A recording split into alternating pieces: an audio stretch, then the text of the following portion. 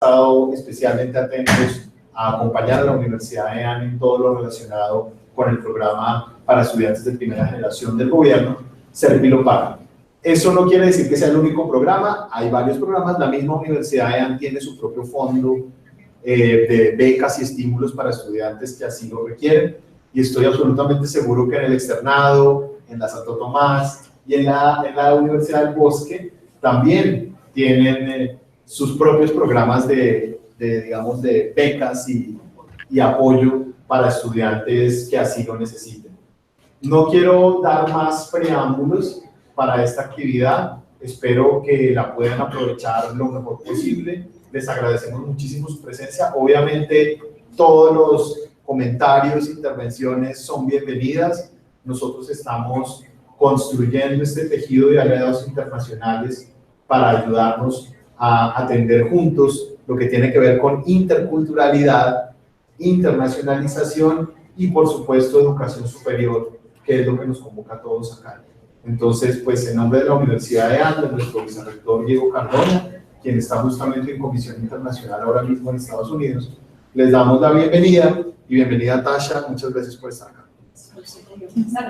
Buenos días, me llamo Tasha, yo también estoy muy entusiasmado de tener su presencia aquí hoy. Estamos aquí para compartir nuestro punto de vista y nuestras experiencias sobre el tema del taller. Sí, pero también estamos en un contexto único en nuestro país, en nuestra situación, en nuestros ángeles. Esperamos que ustedes puedan compartir desde su punto de vista también sus experiencias. Por eso tenemos conflictos y vamos a estar trabajando juntos con opciones o oportunidades para compartir uno por otro y también para nosotros aprender de sus experiencias y su contexto. ¿Okay? No somos expertos, sino estamos aquí para explorar juntos. ¿Okay? Pues yo me llamo Tasha Lívez, soy profesora de trabajo social y nos estamos en nuestra universidad. También tengo la oportunidad y el papel de ser la directora de internacionalización y la facultad de nuestra universidad.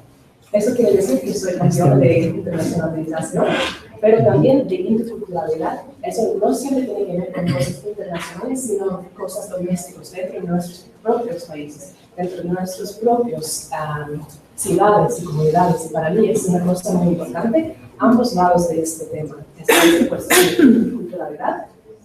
Tenemos muchas cosas, muchas cuestiones de justicia, injusticia, igualdad, equidad,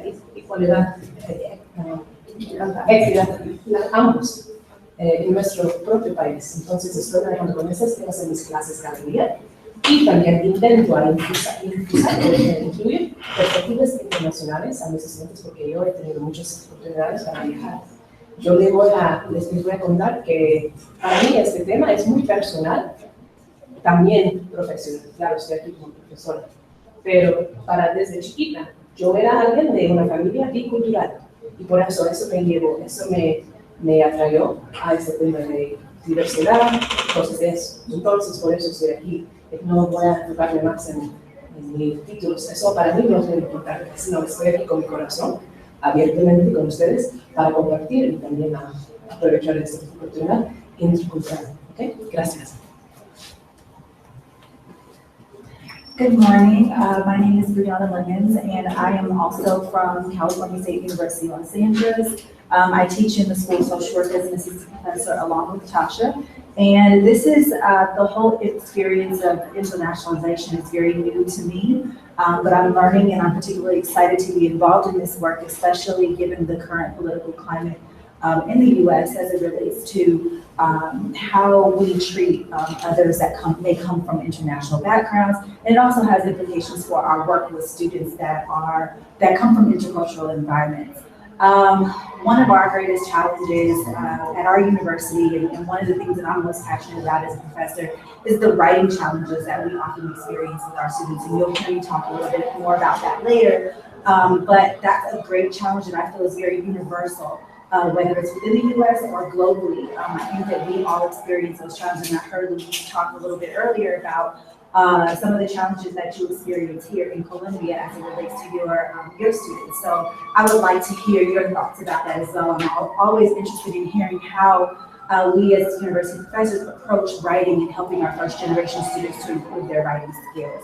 So that's sort of like my niche that I'll bring to this presentation, and I welcome the dialogue around it.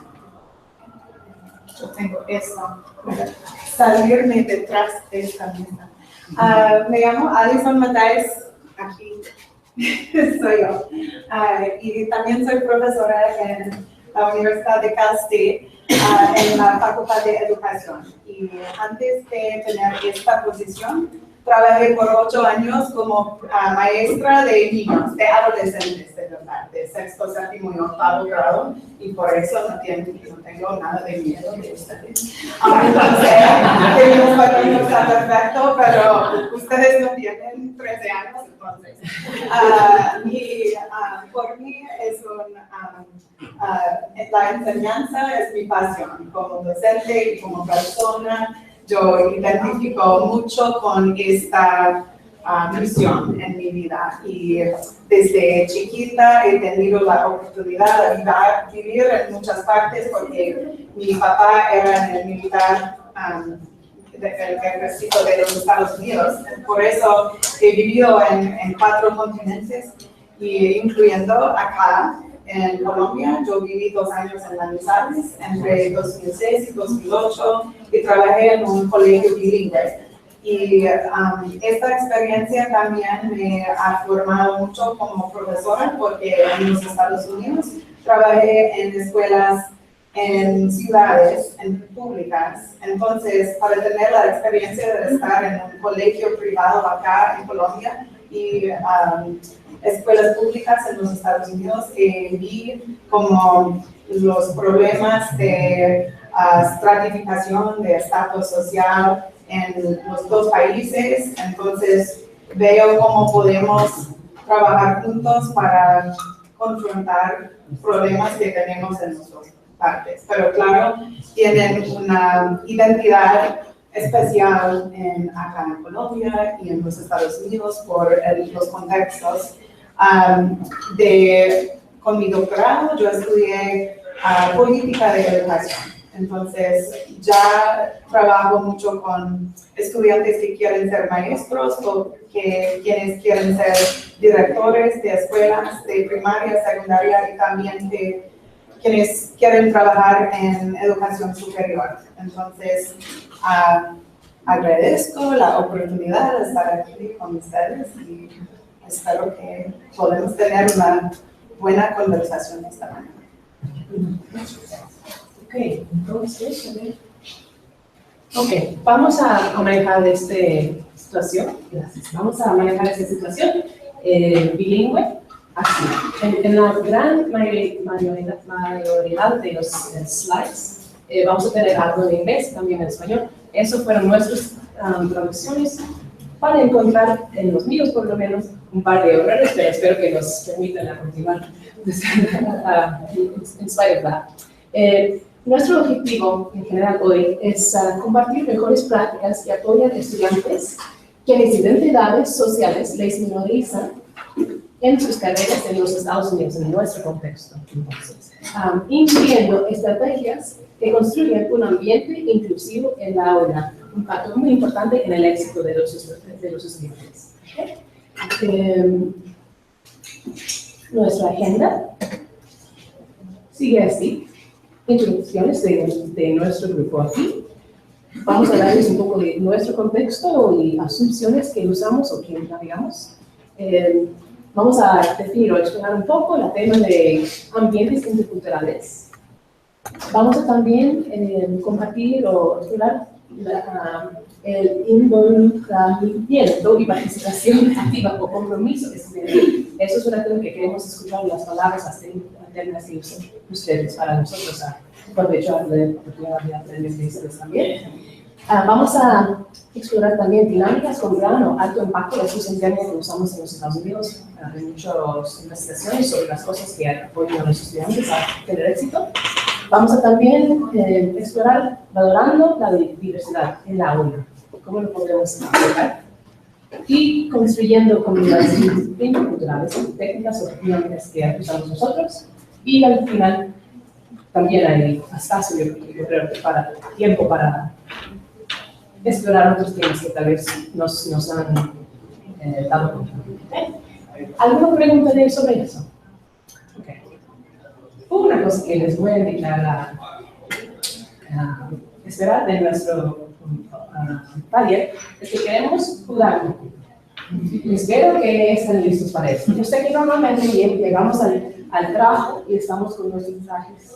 Estamos muy finos, estamos representando nuestras universidades, instituciones distintas, y es muy importante porque sí, hay la oportunidad a hacer nuevas relaciones, pero también es importante para nosotros, por lo menos, a tener un poquito de divertido, y espero que está bien con ustedes. ¿Estamos de acuerdo? Ok, muy bien. Pues ya hemos hecho nuestras propias introducciones, pero ahora vamos a pedir que ustedes hacen su ejercicio para el día. Si no lo han hecho ya, les voy a invitar a ponerse de pie. Si pues un momentito, le voy a explicar. Vamos a hacer una, pues tal vez lo han hecho antes, pero es algo que nosotros usamos en nuestros, yo hago en mi aula, yo creo que muchos otros también, y así nos podemos introducir un poco. ¿Okay? Por favor, pues pónganse de pie. Si usted es de EAN, la universidad EAN, pónganse de pie. Si no, está sentado. ¿Okay? Muy buenos días a ustedes. ¿Okay? Gracias. Y podemos escuchar de cuáles pues, líneas o departamentos están. Carlos, ¿está? Facultad de Humanidades y Ciencias Sociales en la carrera de Lenguas Modernas. Ok, gracias.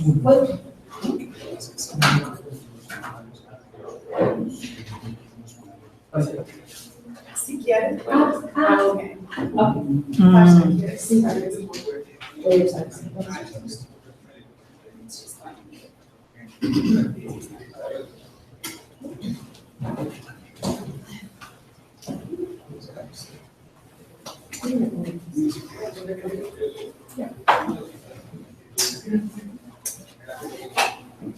Okay.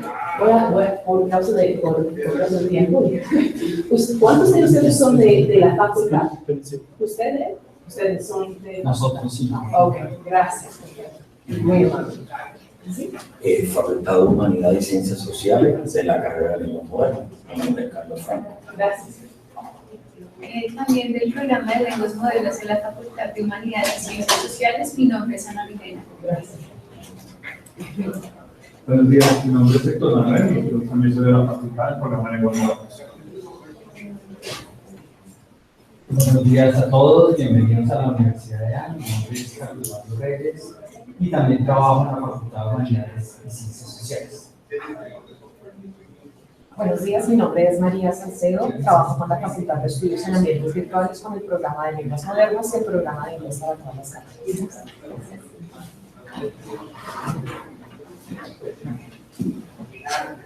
Buenos días, Claudia Molina, de medio universitario. Buenos días para todos. Catalina Borras, psicóloga del medio universitario del Departamento de Ingeniería. Buenos días, Javier Orjuela, psicólogo de consejería y parte de la Fundación Universitaria.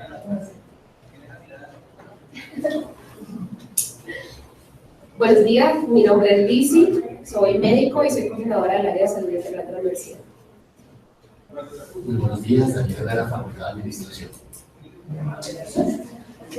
Si ustedes crean, se pueden ir a sentarse. Y ahora, pónganse de pie, por favor.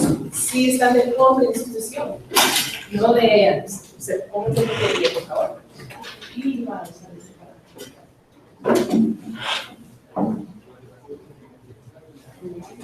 Buenos días, mi nombre es Paula Peratiana y vengo del Ministerio de Educación Nacional.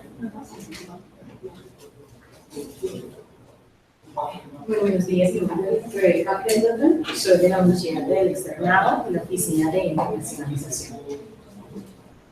Buenos días a todos, yo soy Camilo Puerto, secretario técnico de la Red Provision Knowledge CCYK, cuya institución recaudadora de la Universidad de EAN, que hace parte también de la Universidad de EAN, pero hace parte también de las 26 universidades. Tengo unas sombreras y pues agradezco la participación de algunas de nuestras universidades, como la Universidad de Bosques, Sabana y San Carlos. Buenos días, mi nombre es Ricardo Arango, yo soy de la Oficina de Relaciones Internacionales de la Universidad de Santo Tomás. Buenos días, mi nombre es Yadi González, yo vengo de la Oficina de Relaciones Internacionales de la Universidad de Sabana y de la Facultad de Educación de la Universidad de Sabana. Buen día, mi nombre es Stephanie Campos, soy psicopedagoga y pertenezco al área de éxito estudiantil en la Universidad del Bosque. ¿Ya tenemos todos? ¿Sí? Ah, ok,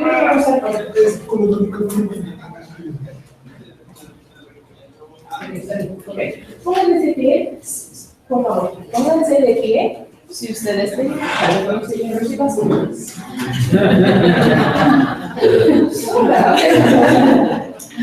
Por favor, pues pónganse de pie si usted habla español. Por favor, de mirar quién estamos, ¿ok?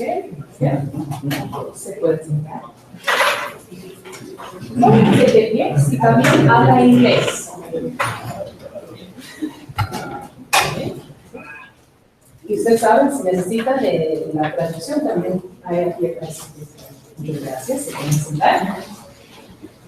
Ahora de ponerse de pie, si usted habla otro idioma, aparte de inglés o español, póngase de pie. ¿Cuántos idiomas tenemos en la aula? Yo viví 2 años en Bolivia con una comunidad. Yo viví 2 años en Bolivia con una comunidad quechua, entonces tuve la oportunidad de aprender quechua. Sí, pero vale. Sí, vale. Sí. Y yo también hablo francés. Gracias.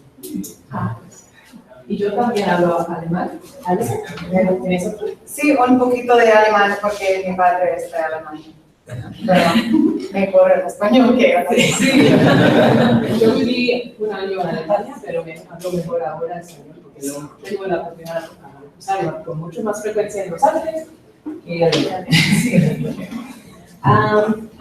Favor de ponerse de pie si ha estudiado fuera de Bogotá para su educación superior. Gracias. Y ponerse de pie si ha estudiado fuera de Colombia para su educación superior.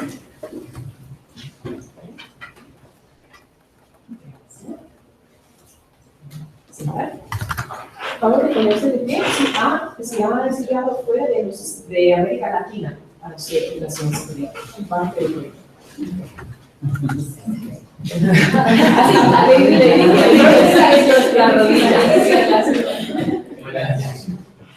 Y gracias.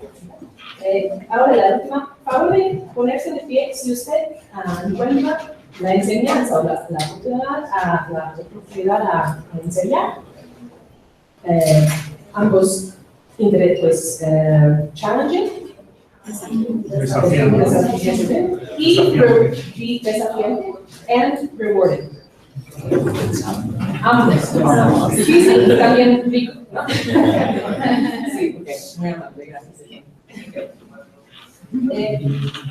¿Por qué piensan que hago esto? ¿Por qué piensan que hacemos este ejercicio? ¿Por qué lo hacemos así? Es una forma de identificar la diversidad.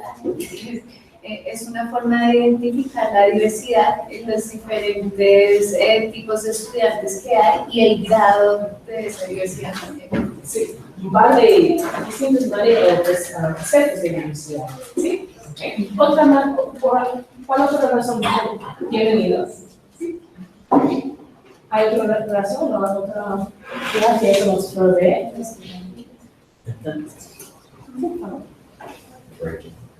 Para ver la diversidad entre nosotros como colegas. Okay. Tal vez antes de descubrir, maybe you have discovered something new. Gracias. ¿Hay otra razón también tal vez que podemos pensar? Sí. Yo pienso que todos tenemos experiencias diferentes, ¿no? ¿Y por qué eso es importante? porque digamos que la experiencia lo que pues, constituye mucho lo que uno es, ¿sí? Digamos que la experiencia lo lleva a uno como a esa idea de representarse, self-representation. Sí, sí, exacto. Para nosotros eso es muy importante a empezar así en mis clases. Esa es mi primera actividad casi cada vez, porque quiero que ellos aprecien que hay diversidad, también que se sienten contados, que se sienten como yo, si yo tengo, yo soy importante, pues estoy aquí, mi perspectiva es también incluida en esta cosa. Ok, les voy a invitar a encontrar una persona. Les invito a encontrar a alguien que tal vez no le conoce. Por ejemplo, ustedes han citado. Vamos a separarse. Si encuentran a alguien, pues alguien nuevo. ¿Okay? Les voy a invitar a encontrar una pareja y les van a hacer una entrevista con ella. ¿Okay? Vamos a encontrar a alguien que no parece muy conocido.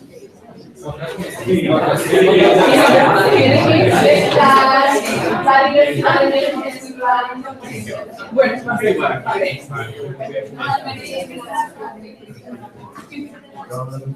si necesita ayuda a encontrar a alguien nuevo, y tenemos solo usted también. Ya sé. Yo puedo hablar.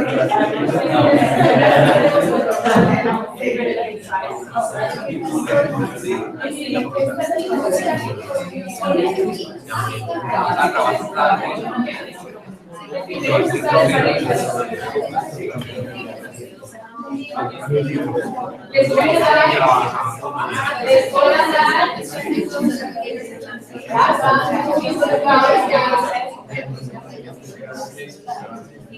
a dar pedir que me escuchen para la dirección. Qué bueno que ya están en el momento de hablar. La energía ya está muy bonita. Pues ahora les quiero invitar a hablar con su pareja sobre la primera vez que usted ha tenido un maestro o profesor que representaba, aunque pues con una identidad semejante o similar a lo suyo. I'll say it in English to make sure I said it correctly. I want to invite you to speak to your partner about the first time that you had a teacher or a professor who shared an identity with you and you found that important or not. Okay? Asha sería bien si hago un ejemplo. Okay, por ejemplo, en Los Ángeles tenemos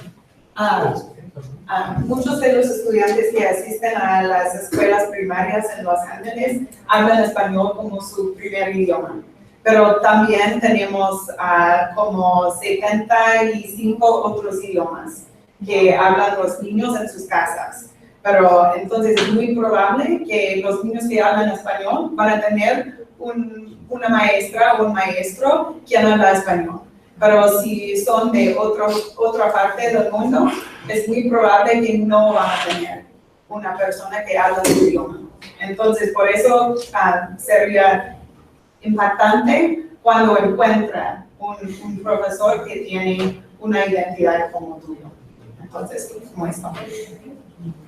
Ok, les voy a dar 2 minutos para la primera cosa. Entonces, la primera persona, por ejemplo, ustedes son una pareja. Ustedes, la pareja, ustedes se pegan. Les voy a decir que ahora A tiene 2 minutos para hablar y usted está escuchándola.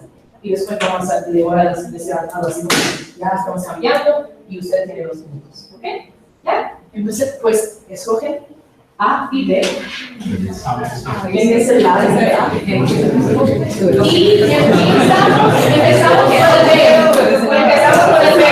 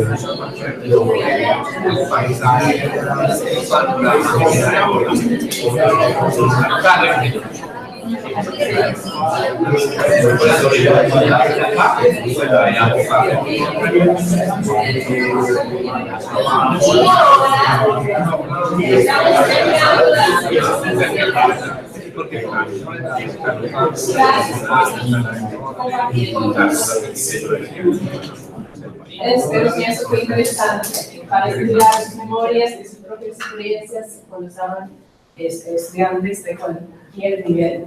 ¿Cómo fue esa experiencia?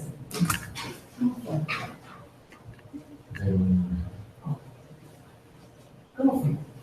Ok, tal vez entre los dos o en su caso tres perspectivas han encontrado algo semejante o similar entre sus experiencias, o tal vez las experiencias fueron muy distintas.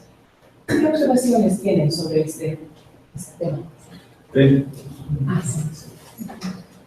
Yo creo que lo que llegamos a un punto común con Claudia es que, digamos que lo que nosotros vemos en estos profesores como un sentido de humanidad, ¿no? De que a pesar de que uno pueda enseñar algo muy técnico, complejo o algo muy sencillo, lo que pasa es que hay un asunto de los seres humanos, ¿no? ¿Eso suena familiar a nosotros o había otros temas en sus grupos? Es semejante, sí, para mí eso también, a mí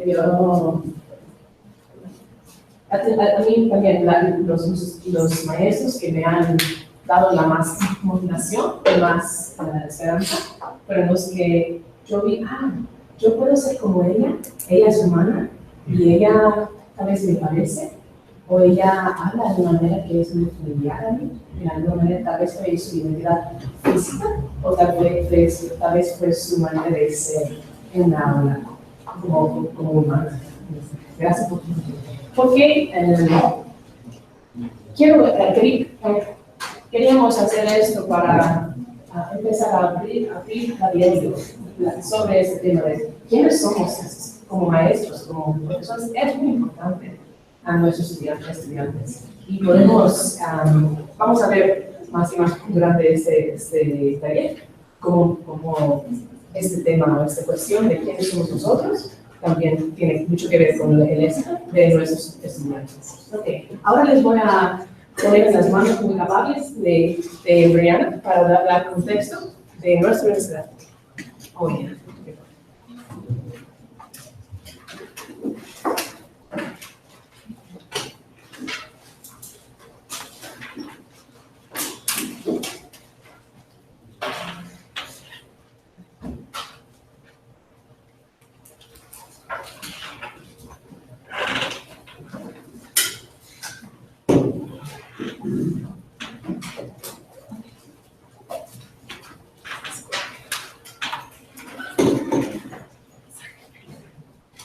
Okay, so I'm just going to tell you a little bit about our university and provide you with a little bit of context in terms of our demographics as it relates to race, age, and a few other demographic characteristics of both our students and our faculty.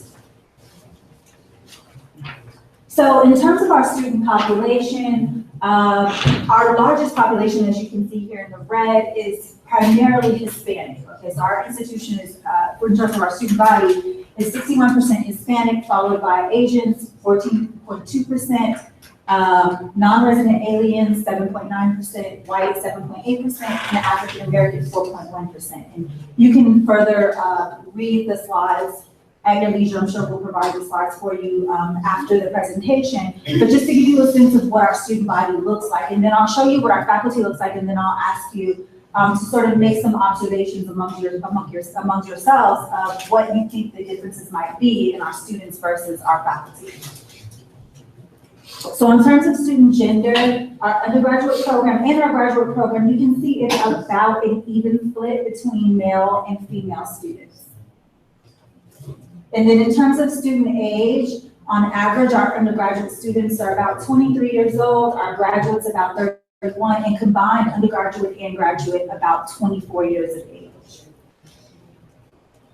So in terms of our faculty, racial ethnic groups, you'll see that primarily our faculty, we have about 50% in terms of our lecturers are about 50% white. And in terms of our tenure track faculty, same, about 50% white. And then also in terms of our Hispanic faculty, you'll see that 18% of our lecturers are Hispanic, and then for our tenure track, about 15%.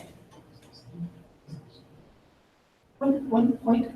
I'm not sure if the context, if the idea of tenure versus lecturer is important, but I don't know if that's the same system here. Do you want to ask if that's something that has implications? Okay. So does anyone want to speak to in terms of whether there is a difference between tenure and lecturer status here?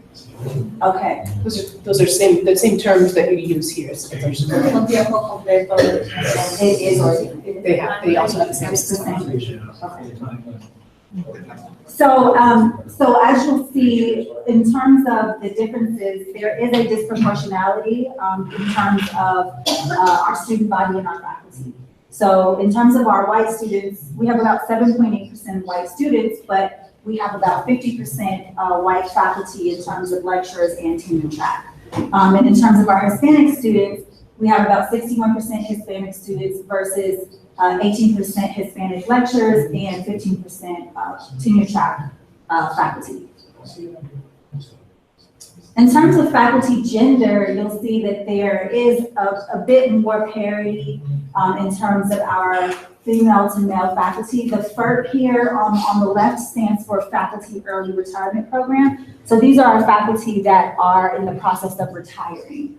And then also we have our tenure track, our full-time lecturers, and our part-time lecturers. So you'll see more of a sense of parity when it comes to faculty gender. However, I'll be honest in saying that this particular chart doesn't really drill down by discipline and profession. So if we looked at sort of maybe our College of Business and Economics or our College of Engineering and Technology, we might find more of a disproportionality when it comes to female and male faculty. But overall, in comparison to other Cal State, because we're part of the larger system, Cal State LA, I think it's about 23, 24 other. There are 23 total campuses. 23 other universities and campuses. So in comparison to other Cal States and other university systems in the state of California, we're doing pretty well, but we also still have some adjustments to make and some progress to make as it relates to faculty gender as well.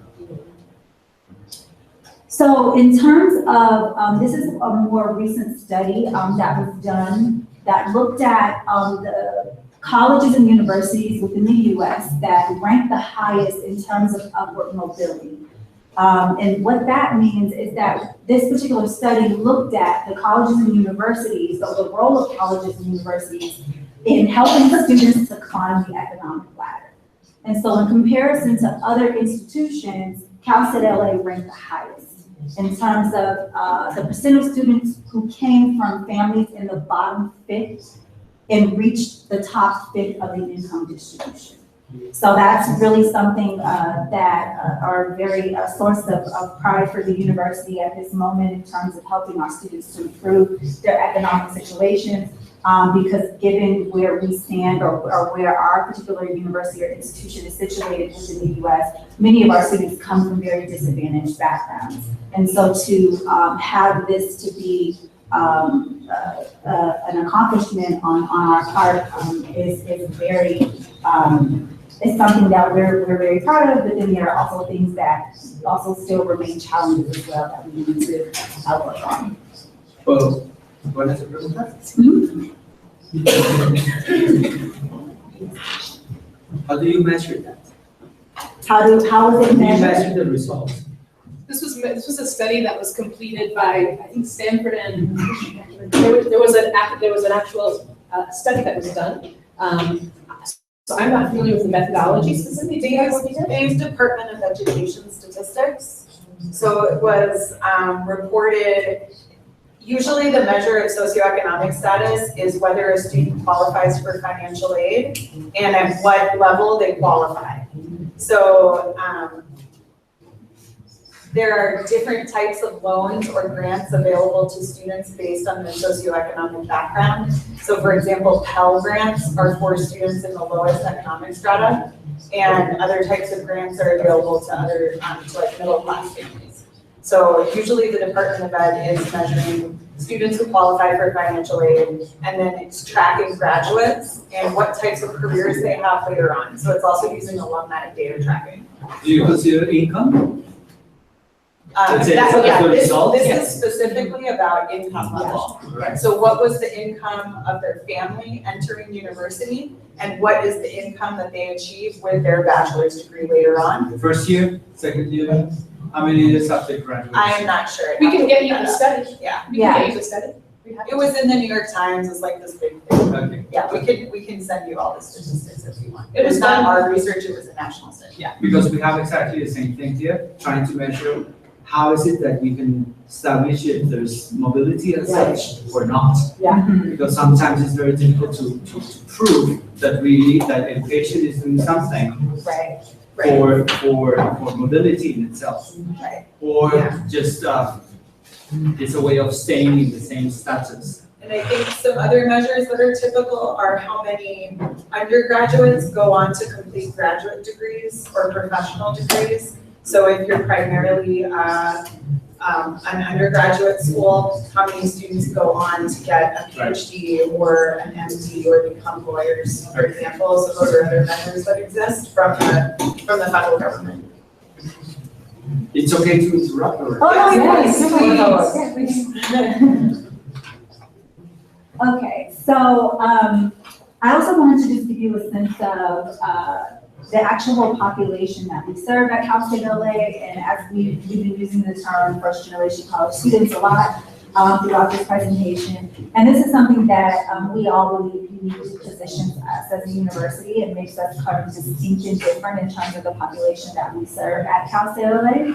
So about 54% of students report that their parents, and this is based on their parents' level of education, So about 54% of students reported that their parents did not attend college, about 6% are unknown, and about 21% report that their parents received some college. So altogether, we estimate that the number or the percentage of first-generation college students that we serve is anywhere between about 60 and 81%. And this is the largest population of first-generation college students in the nation.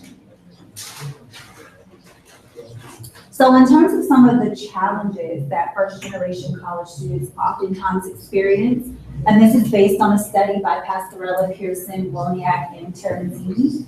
And so some of these, this particular study looked at how the experiences of first-generation college students are uniquely different in comparison to their peers.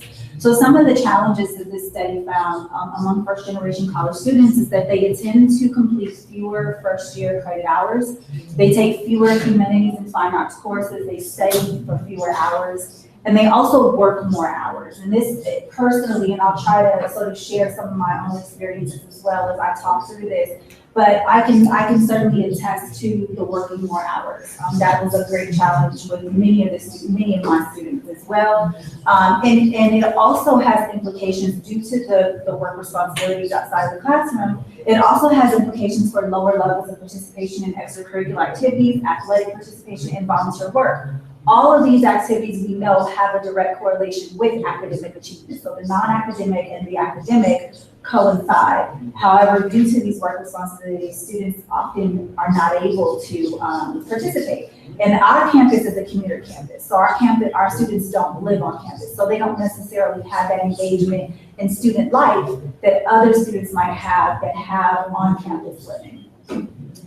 They also are less likely to participate in honors programs. They make smaller first-year gains on measures of reading comprehension. And the one down here in the red is the one that stood out most for me. And I would love to hear more about maybe your thoughts about this as well during the Q&A period. But the last factor that this study pointed out is that these students are also less likely to perceive that faculty are connected with students and teaching. So there's this idea that faculty don't necessarily care about students and don't care to really teach, right? But for us, we're a teaching university, so we do care about teaching, but it's the perception that students hold about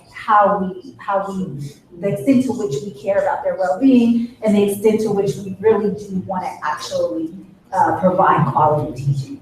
And to me, that speaks to or suggests the need for relationship and rapport building with our students. And oftentimes we don't necessarily take that into consideration. And I think either Tasha or Allison will talk further about the importance of relationship and rapport building, particularly with first-generation college students who often find the college environment to be particularly challenging.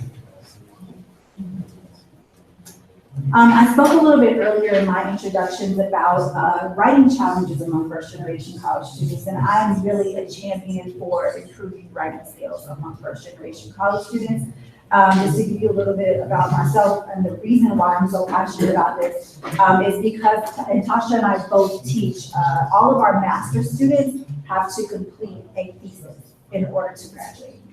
And this is a real point of contention for students in our schools. They, to be quite honest with you, many of them really don't like it. And so it's very challenging, we know, to teach something that students don't like in the first place.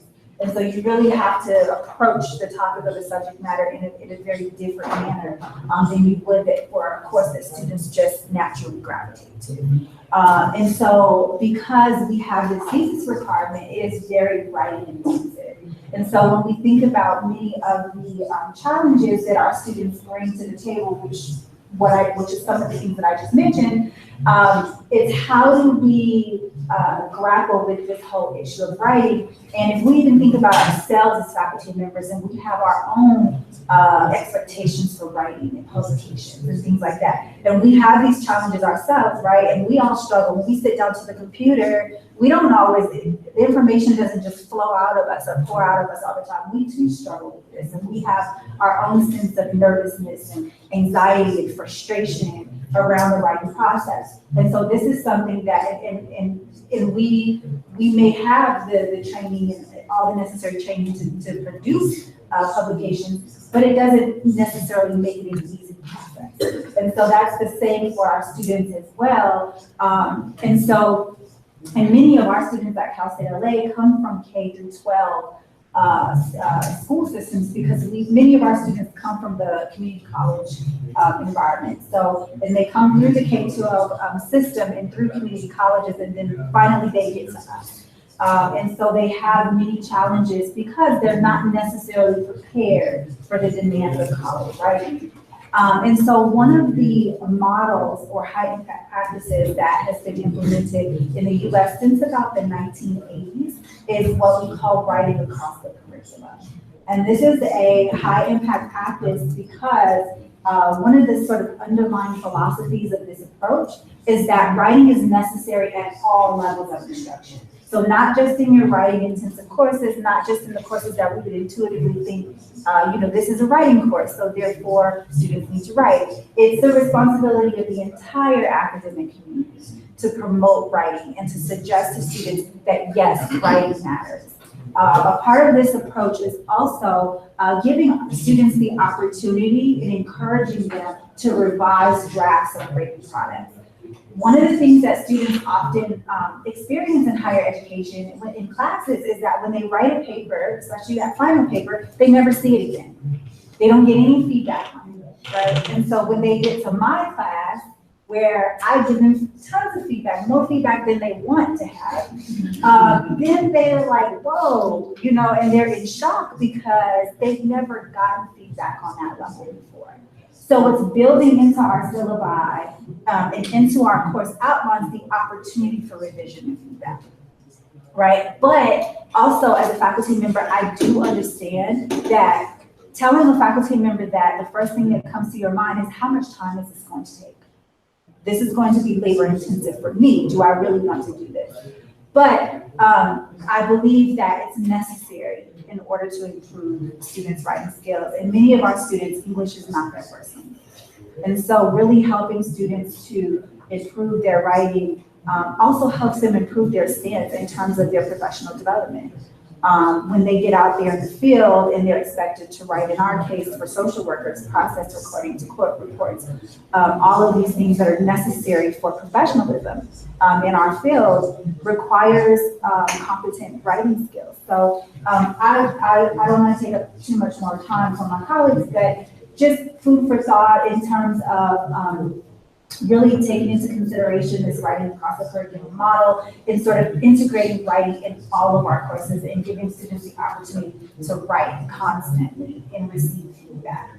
And really trying to improve writing skills among our students is very important. So I would love to hear during the Q&A how you approach this, because as I mentioned in the beginning, writing challenges are so universal, whether they're within the US and globally. How do we do this? What's the best practice? What's the best way to approach this from a student standpoint, also from a staff faculty standpoint, making it practical for us to do as well. Oh, one more. So finally, another model that you can sort of keep in mind as you are approaching your teaching, particularly with first generation college students and students that may come from underrepresented backgrounds, is YASO's community cultural wealth model. And this particular model really brings out the strengths, or really puts forth the strengths of our students rather than the deficits. We know that many of our students come from very challenging backgrounds, and as I mentioned, have these writing challenges and the other challenges that they bring to the table.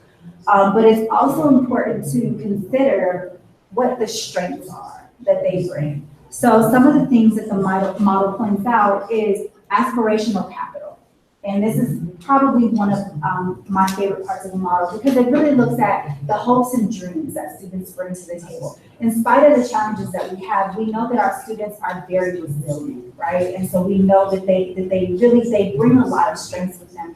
They still, no matter the challenges, no matter the oppression or the discrimination or the various barriers that they experience in trying to reach or achieve a higher education, regardless of these challenges, they still have hopes, they still have dreams. So the aspirational capital that they bring, the linguistic capital, right? So many of our students are bilingual, they speak English, Spanish, and maybe even another language. So this also sort of gives them a leg up in terms of being able to achieve positions and jobs and things post-education. So they bring linguistic capital, they bring social capital in terms of support from their families, their peers. They bring navigational capital. So just even the fact that they are in the higher education system suggests that they have some notion of how to navigate the system. So that's what they bring to the table as well. They have a resistance capital, and this kind of links with the aspirational capital. And the resistance capital is more so is rooted in their experience as a person of color and being able to push through barriers and to resist challenges, right? So these are the things that they bring to the table that we have to be able to build on and capitalize on with our students, despite the challenges that they do bring with them to the table. So this is just another model to keep in mind as well in our work with our students.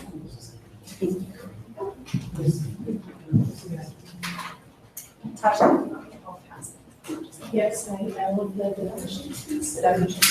We're actually going to go on the definitions yet, so I can do it. I want to pass out the checks on the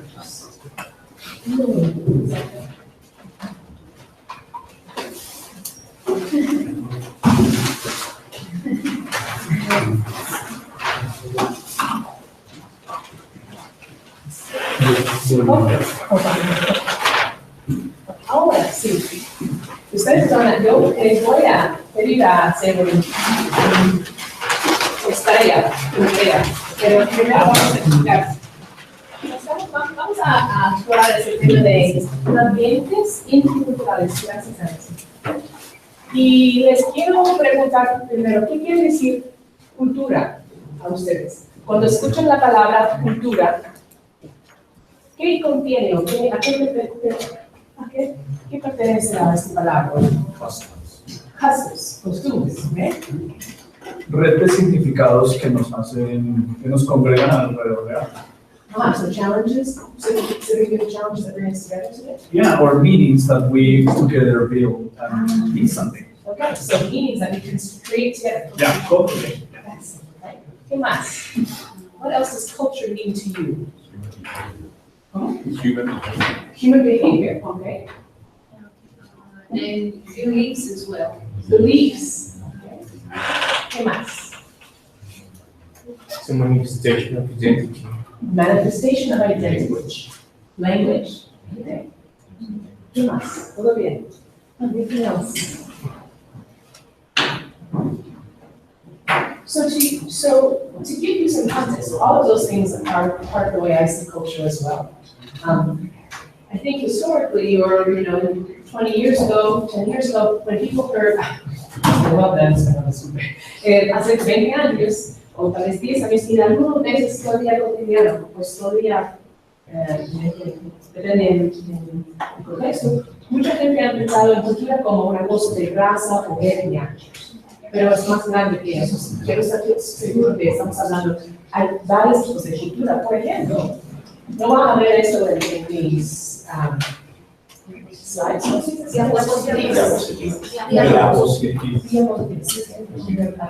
Ok, no vas a ver eso, no van a ver eso, pero también tenemos una cultura académica, ¿ves? Y también nosotros hemos experimentado la diferencia entre varias instituciones. Por ejemplo, yo trabajo en CalState Los Angeles. Yo asistí a una institución muy chiquitita, privada, en los montañitas de Ohio. Y la cultura allá fue muy distinta. Los profesores han invitado a los estudiantes, a su casa a cenar para tener su aula en la universidad. Eso cosa nos pasa con tanta frecuencia. No es que no nos pasa eso en CalState, pero la cultura es bastante, eso es un poco de orgullo en mi colegio, en my college. And it's just an example of differences in culture. So there's academic cultures that vary as well, right? There's differences between each of your institutions, if we went to visit your campuses, not only would they look different, but they might have different climates or feelings. Right? So culture is so many different things. So the idea of intercultural is when we cross those cultures. Quiero compartir unas definiciones que estoy usando, pero primero quiero que ustedes hacen un poquito de la tarea. ¿Okay? Por ejemplo, yo les voy a explicar, para mí diversidad tiene que ver con muchos aspectos de identidad. Camilo ha dicho manifestaciones de identidad. Podemos hablar de qué tipos de identidades tenemos. Si ustedes me miran, pueden hablar de mi sexo, de mi género, de mi raza, pueden escoger o intentar elegir cuáles serían mis razas. Mi edad, a ver, no voy a hacerlo en voz alta. No, eso es un uso de mis 40 son mi mayor década, hasta ese punto, entonces no depende de eso. Pueden hablar de mi física, si soy tan alta, si soy capaz de ser yo, tengo discapacidades. No pueden tal vez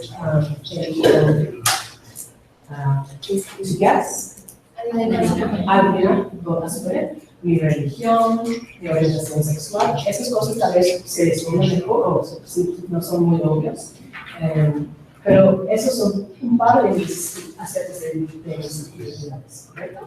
Pero en realidad, diversidad no tiene nada que ver con individualidad. Porque desde un punto de vista de diversidad, tiene que yo soy yo, con todas mis identidades, usted, y tal vez no nos vamos a confrontar, tal vez no vamos a interactuar, sino diversidad puede, en un sentido, puede estar conectado con niños. ¿Cuántos mujeres tenemos en el lado? ¿Cuántos hombres? ¿Cuántas personas de esta raza, de otra raza, así? Se puede contar. Es muy importante todos esos aspectos de identidad, pero no me dice mucho sobre mi experiencia hasta que exploramos más profundamente. También eso nos lleva al punto de interseccionalidad. ¿Han escuchado? Ese es un tema que está usado mucho aquí. Está empezando en nuestro país. Cuando yo hice mi doctorado, fue el punto de estar más común, pero también, por ejemplo, yo fui la primera que hice mi investigación con este conceptual framework en mi tema, en mi disertación. Pero ahora está más común en los estudiantes.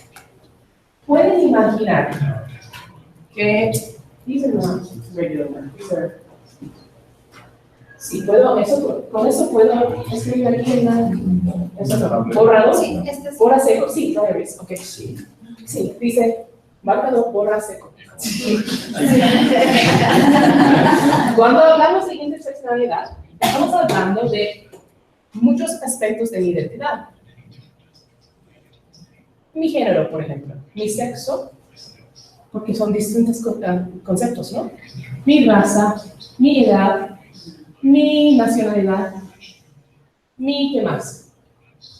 Mis creencias. Creencias, ok. Religión. Posición política. Política. Mi educación. Educación. ¿Qué nos falta? Mi procedencia. Where we're from? No. Where we are from. Where we're from, maybe nationality or region. La familia. Si soy padre o no, por ejemplo. O mi tipo de familia, la constelación de mi familia. Ajá. Pues así, estamos hablando de este punto. Quiere decir, cuando estoy manejando con mi coche y llego a una semáforo, hay una intersección en inglés, ¿ok? Así estamos hablando de la interseccionalidad. Porque yo puedo ser, por ejemplo, mi hermana, ella tiene las mismas raíces, pues, ambos tenemos un padre negro y una madre blanca. Pero ella ha tenido muchas otras experiencias. Desde chiquita ella era budista y yo no. Y ahora tiene 16 años menor que yo. Una vez, les voy a contar una pena, cuando yo iba a cumplir 40 años, estuvimos en la fila en algún droguería, no sé qué, y la muchacha allá en el cajero me ha dicho, ¡ay, qué lindo estás con tu hija! Y digo, no, entonces nuestra edad también nos influye mucho en cómo nos estamos recibidos por el mundo. Pero eso no es interseccionalidad.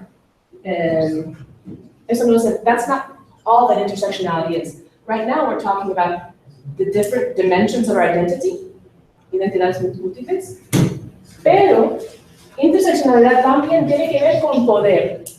Y les voy a dar este.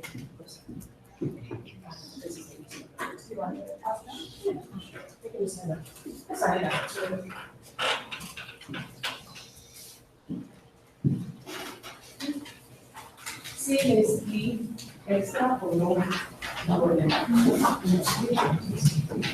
Esta sí, son extra, ¿no? ¿Quién paga?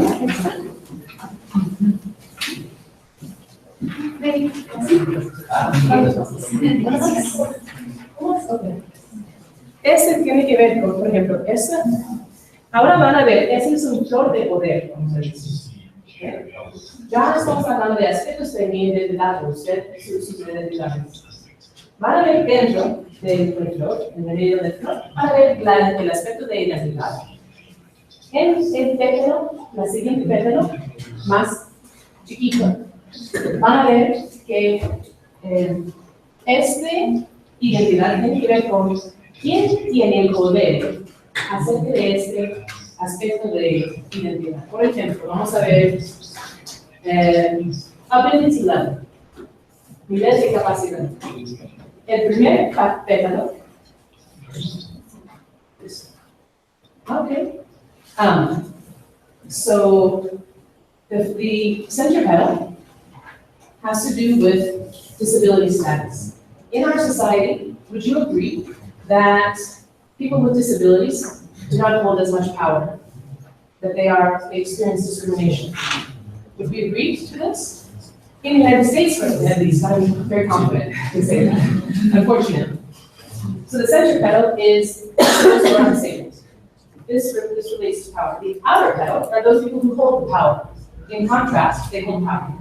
Okay? So if we look around this flower, we can identify which aspects of someone's identity provide them with privilege or create an experience of discrimination.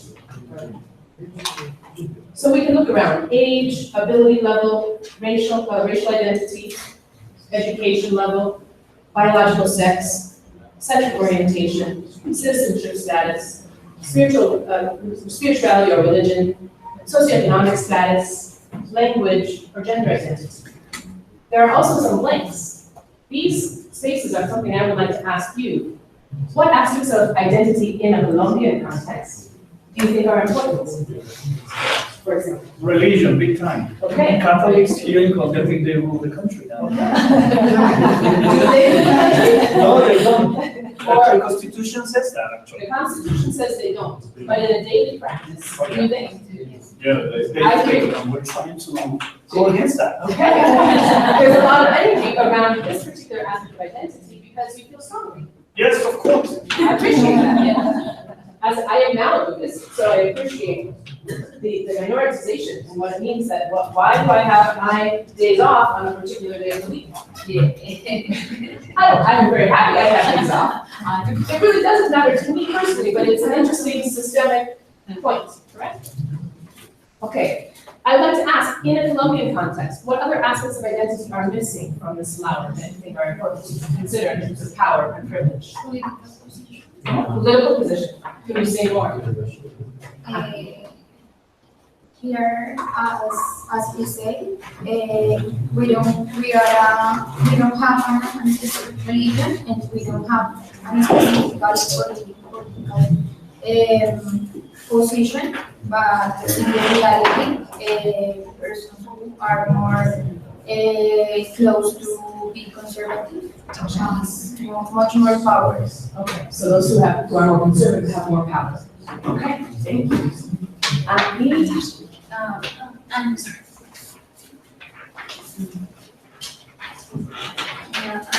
Currently, something is what you eat can also be defined who you are. So, for example, in Colombia, we have veggies, but most of us are eat meaters. So sometimes, sadly, vegetarians are pretty dishonest. Yes. I and my husband have experienced that in myself as well. Okay. Very interesting point. Thank you. That's the first time I've heard that mentioned for the Yeah, it was easy. Thank you. Others, any other identities that are missing from a Colombian context? La parte regional. La parte regional. Can you speak to that? Sí, la parte regional me parece que es muy importante porque Colombia es un país diferente a Estados Unidos, no es federado, sino está organizado por departamentos.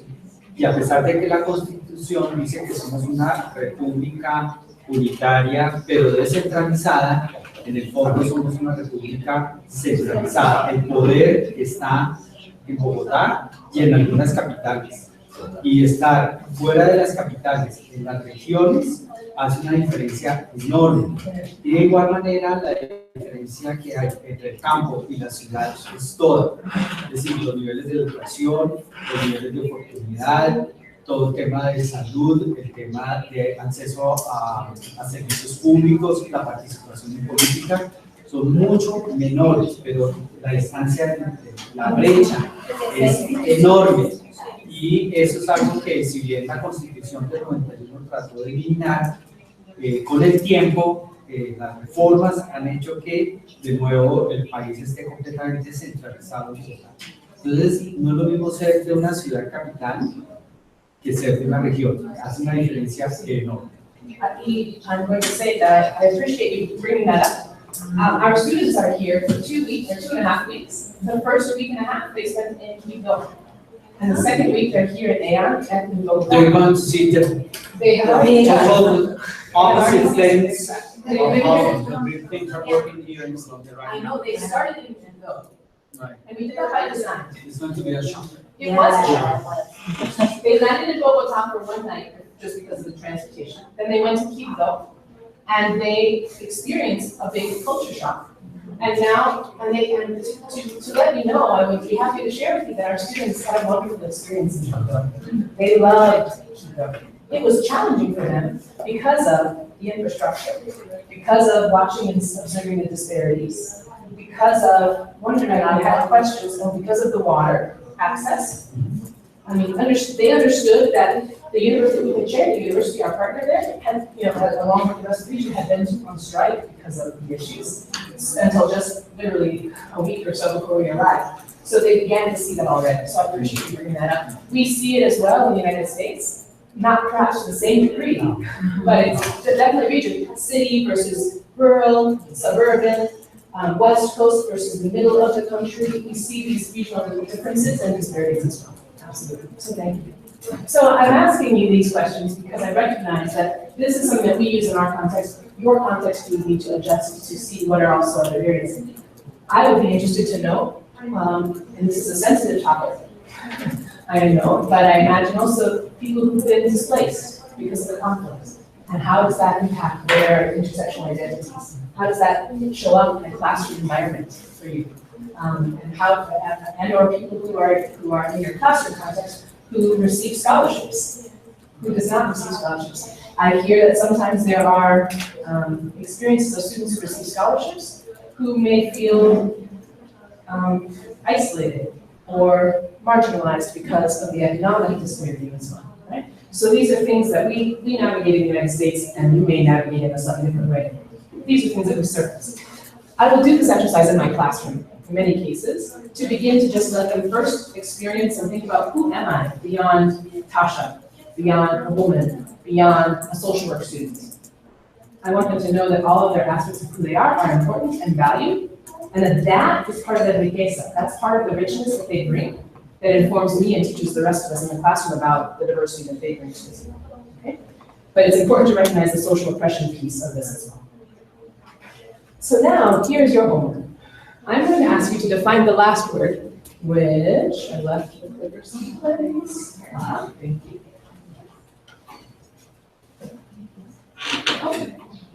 Oh, I think, sorry, it's just inclusion. So I would like you to define this word, inclusion. What does it mean to you? And I'm going to ask you to go beyond what is the term in the United States has often been used to mean inclusive, specifically for people with disabilities. And I would invite you to say, yes, I know that part, and I would like to include that in your definition. But what else does inclusive or inclusion mean to you? I'm going to ask you to communicate, to discuss it briefly. Maybe take 3 to 5 minutes as a group. This is really a 20-minute exercise. I'm going to give you a very short taste. And begin to define it, not with words, but with symbols. You can use words if you need to. We are academics, we know words.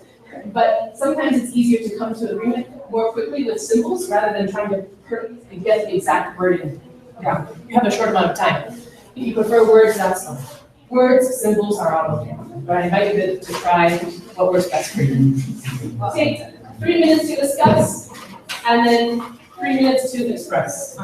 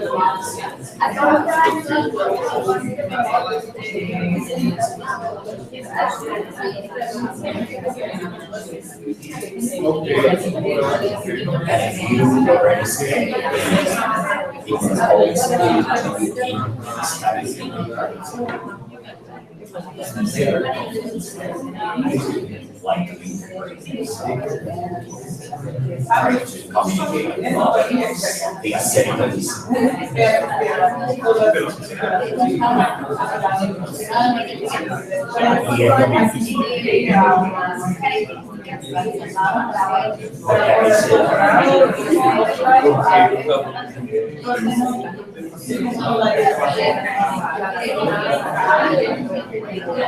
que pasa es que hay más colegios públicos que universidades.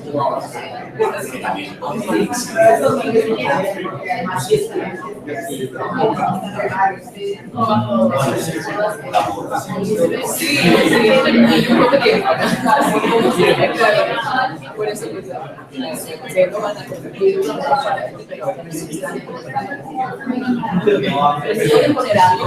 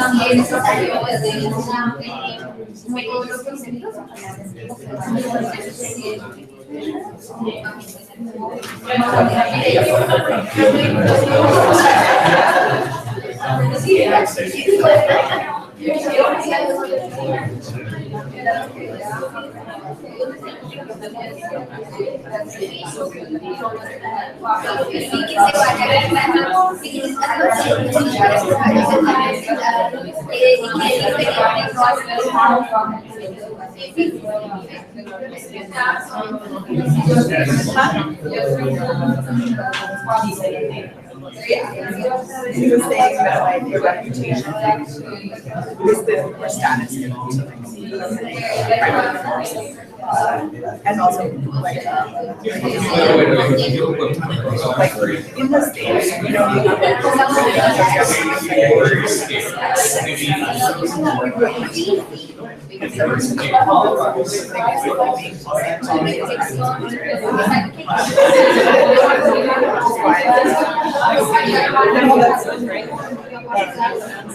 but here,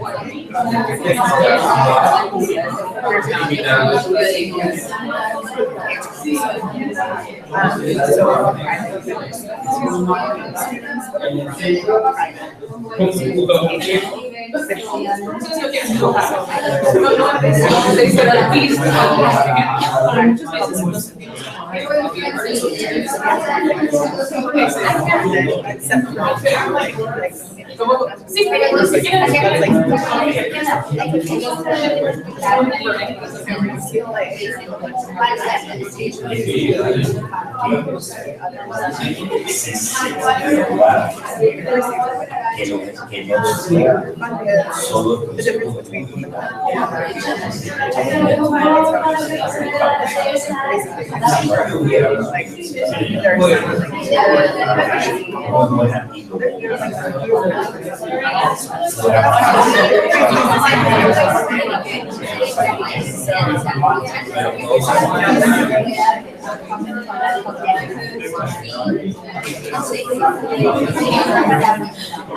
yeah, like just that how it's very different for students, right? So that's my experience, like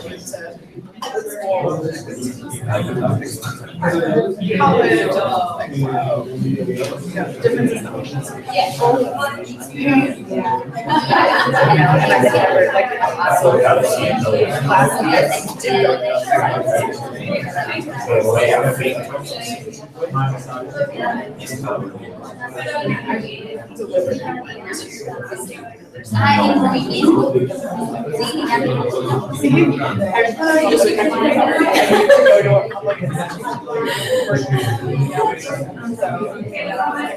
went to went to private university. So it's like some of our, like in all universities, a lot of our professors are public universities. I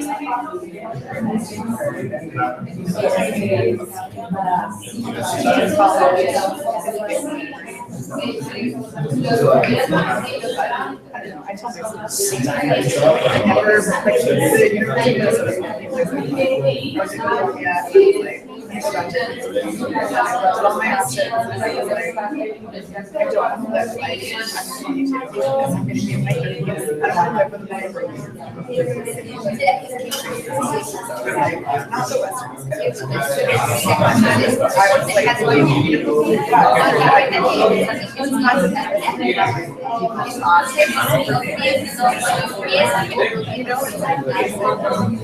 I was like, you know, it's like, I was like, I could live with those things.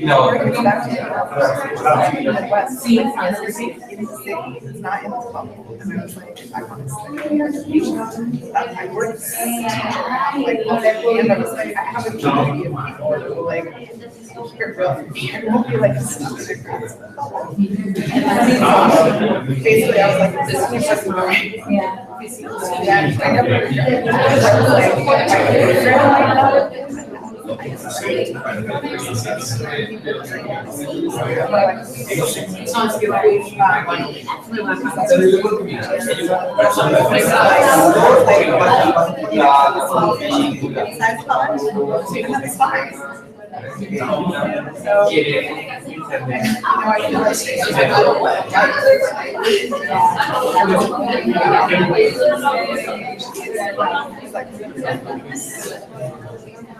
I'll get stuck in this bubble. We're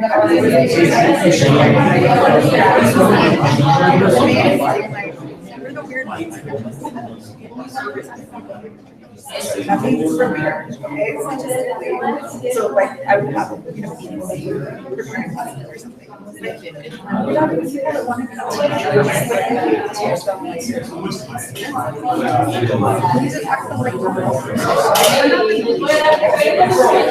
I mean, I tell my students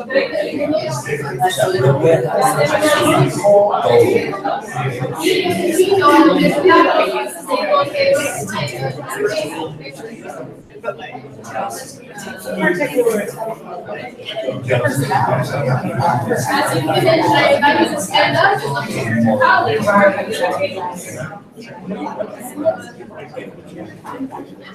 Yes, please. I invite you to take a look at how important and they want to know this. You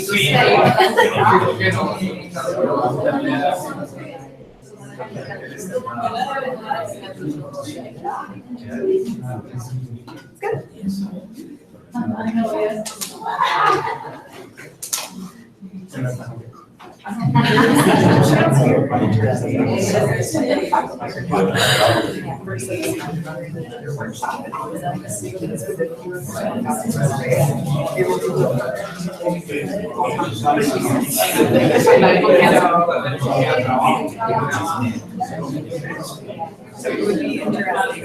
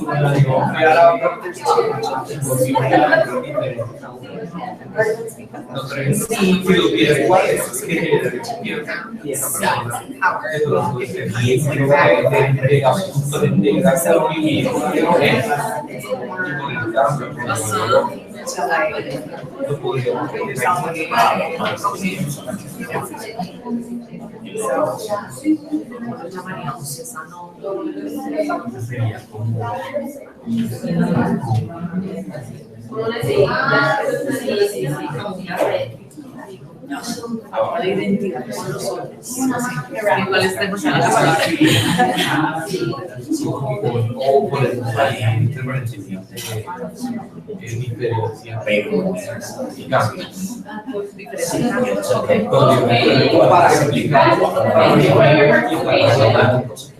If you haven't yet had a chance to look at other tables, this is your last opportunity.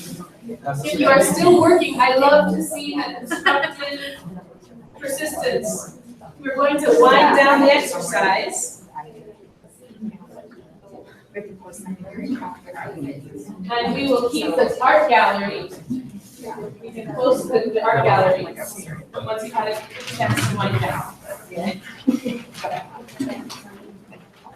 In the meantime, I'm going to pass out to your table several of the working definitions that we're using.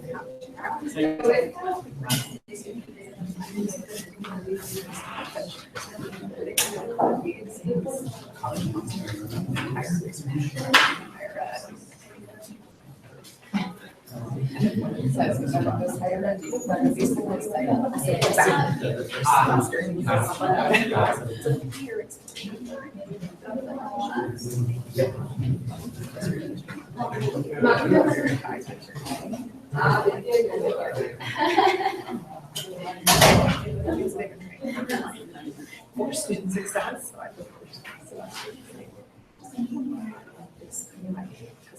have some really and looked as words when it comes to doing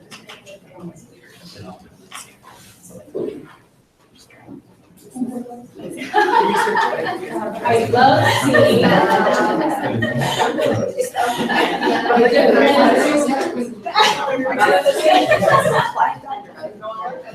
why do you have your seats?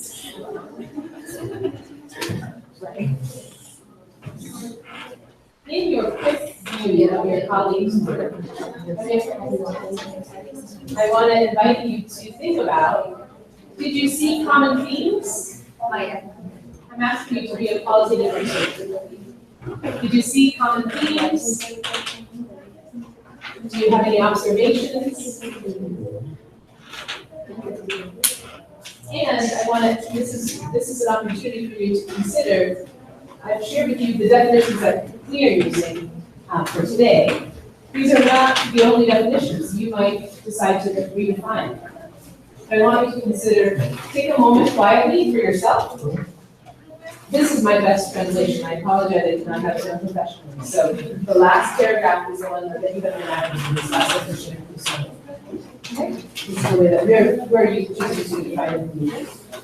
And I'd like to ask you, what observation do you have about this definition and how it may differ or be similar to the conversations and the expression that you have at your tables about what is information?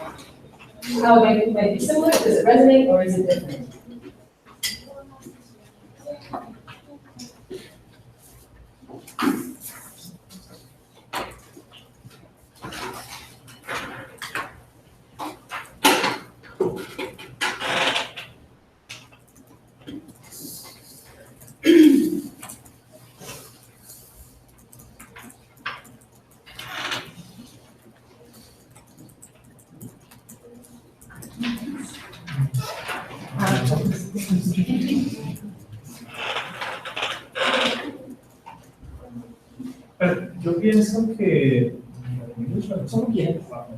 Yo pienso que acá el tema que uno sí debe preguntar es el por qué debe existir la inclusión.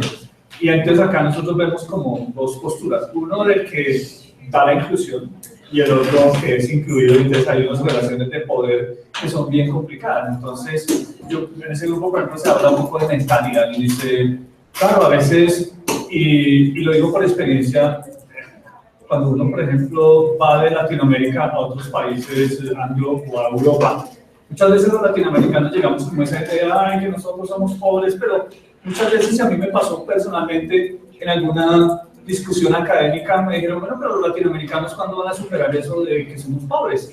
¿Sí? Entonces, yo pienso que eso sí tiene que ver con eso, uno sí, pues sí somos pobres, pero no hay otras cosas que sí, digamos, pobres en el sentido económico, pero no es más, o sea, tenemos cerebro, tenemos capacidades, sí. Estamos hablando de we're speaking about cultural wealth. So wealth is relative, and there are many forms of wealth. Wealth is not only economic, and that's something that I think we are also really valuing in our communities.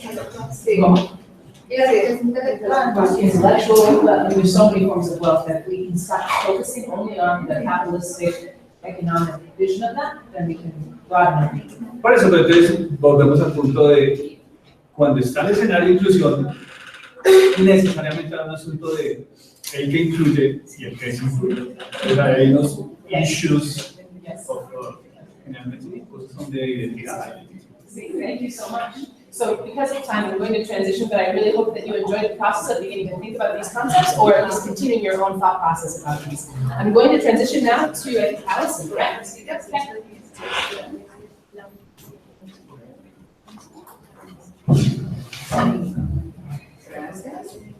Ok, entonces, primero voy a sugerir que en sus clases una cosa que me gusta mucho cuando tenemos una clase de como 3 horas, necesitamos un poquito de descanso y después me gusta mucho tener como un musical interlude. Entonces, muchas veces yo escojo canciones o artistas que tienen un mensaje que tiene algo que ver con la clase o el convento y los estudiantes les gusta mucho y porque en Los Ángeles tenemos muchos hispanos, estudiantes hispanos. Yo trato de como cambiar cada semana una canción en español, una canción en inglés y también leemos las letras de la canción y discutimos. Eso tiene algo que tener con esto, porque ya vamos a seguir hablando, ok, ya tenemos en el mente de profesor, cómo son los conceptos que podemos decir que sí, quiero reconocer la riqueza que llegan con mis estudiantes a clase, quiero ser inclusivo en mis prácticas, pero ¿cómo? Concretamente, ¿cómo podemos hacer eso en la clase? Entonces, ¿dónde está? Ok, entonces vamos ok, aquí está traducido como papel de compromiso estudiantil en el éxito del estudiante. Y claro, hay muchas palabras en los dos idiomas que podemos usar para decir esto. En la literatura, como de investigaciones, se dice student engagement, entonces a veces es más como participación y a veces más como involucración, ¿sí? Para pensar más que solo yo pregunto a un estudiante y me respuesta. Eso no significa participación en este sentido, es más profundo. Y esto es son unas de los investigadores que trabajan mucho en estas cosas sobre educación superior. Y estos autores dijeron que esfuerzos individuales y participación son los determinantes críticos de éxito estudiantil en la universidad. Eso es porque necesitamos enfocarnos en estos conceptos y estas prácticas. Por eso, instituciones de educación superior deben enfocar en cómo pueden adaptar sus ofertas académicas, interpersonales y extracurriculares. Y en este momento en que hay estudiantes de otros como backgrounds que están entrando en las universidades colombianas en números más grandes, es un buen tiempo para pensar cómo podemos cambiar nuestras maneras de enseñar, porque cambiando estas cosas pueden mejorar la experiencia para todos los estudiantes. No importa quiénes son, todos pueden ganar una ventaja. Ok, entonces estos son es como una lista breve de maneras de promover la participación estudiantil en las universidades. Primero, hablamos sobre el contacto entre estudiantes y profesores y docentes. Y no significa solo como estoy en el salón, aquí en el aula, hay un profesor y hay estudiantes. Eso no significa contacto, es más como si tenemos como office hours, ¿sí? Los profesores necesitan tener espacio para los estudiantes para ir y preguntar, pero muchas veces los estudiantes, especialmente de first generation, no sienten que están bienvenidos a las oficinas, porque hay una diferencia en poder y tienen mucho susto, de verdad, para ir a las oficinas de los profesores. Entonces necesitamos pensar cómo podemos mostrar y no solo decir que están bienvenidos en nuestras oficinas. Y aprendizaje activo es para cosas como así, como los estudiantes están pensando entre ellos y hablando sobre esa cosa de Community Cultural Wealth. Una cosa que yo veo mucho en mis estudiantes de CalState es como las capacidades de resolver problemas. Tal vez no son como problemas académicos todavía, pero tienen muchos problemas y les resuelvan cada día para asistir a la clase.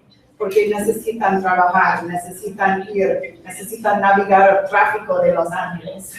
Trancones horribles como acá en Bogotá.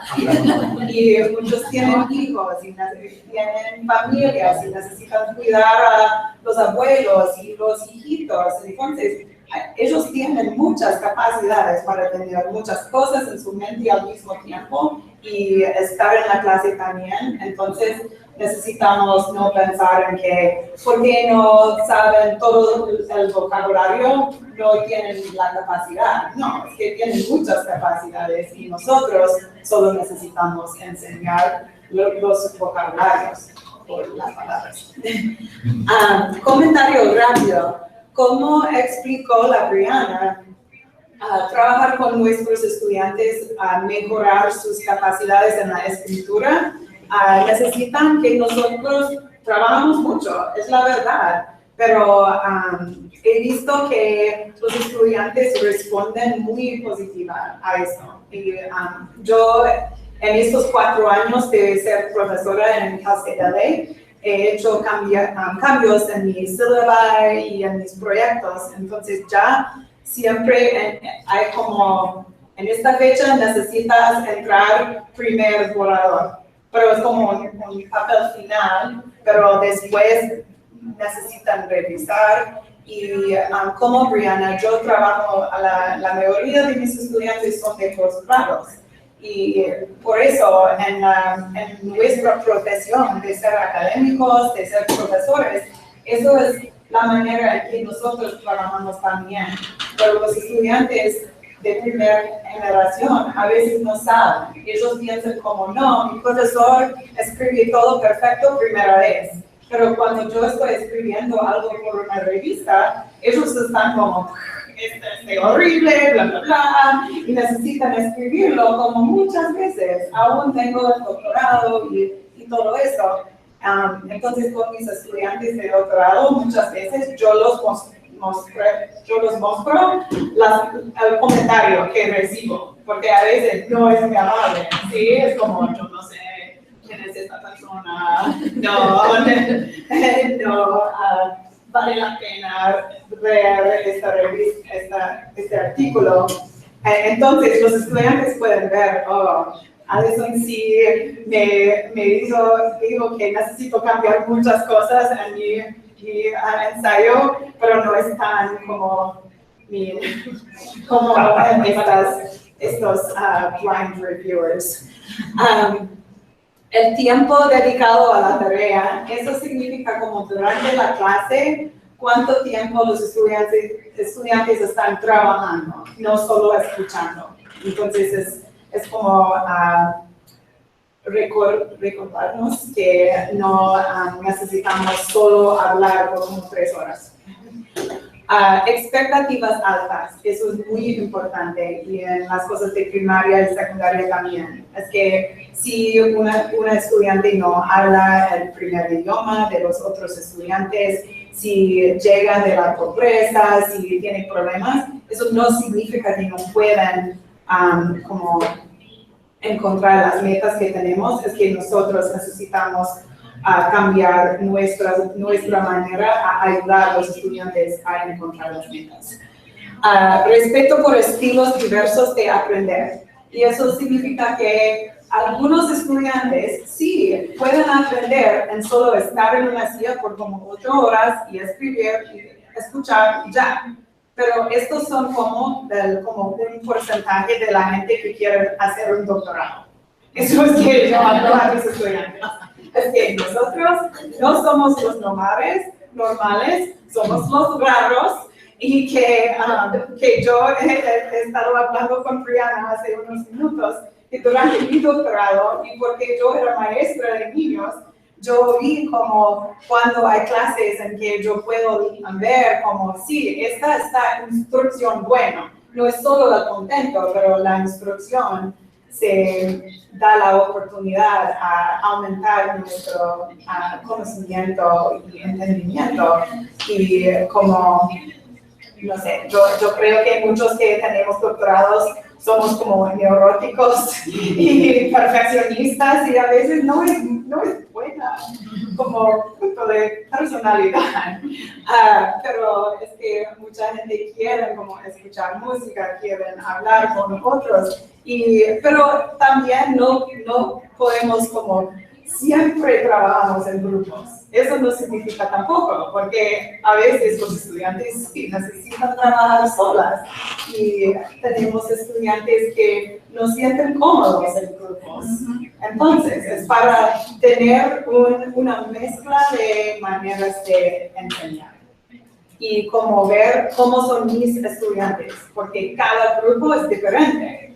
Entonces, no es como cada vez que enseño esta cosa, lo enseño en una manera, pero para tener más maneras. Y colaboración entre estudiantes, como ustedes han dicho ya. Ok, hay 5 en esta investigación y como en una investigación nacional en los Estados Unidos que se llama National Survey of Student Engagement, NSE. Es como un estudio nacional que han hecho algunas veces esta encuesta para ver cuáles son las cosas más importantes para promover involucramiento de estudiantes. Estos son los 5. Interacción entre la facultad y los estudiantes.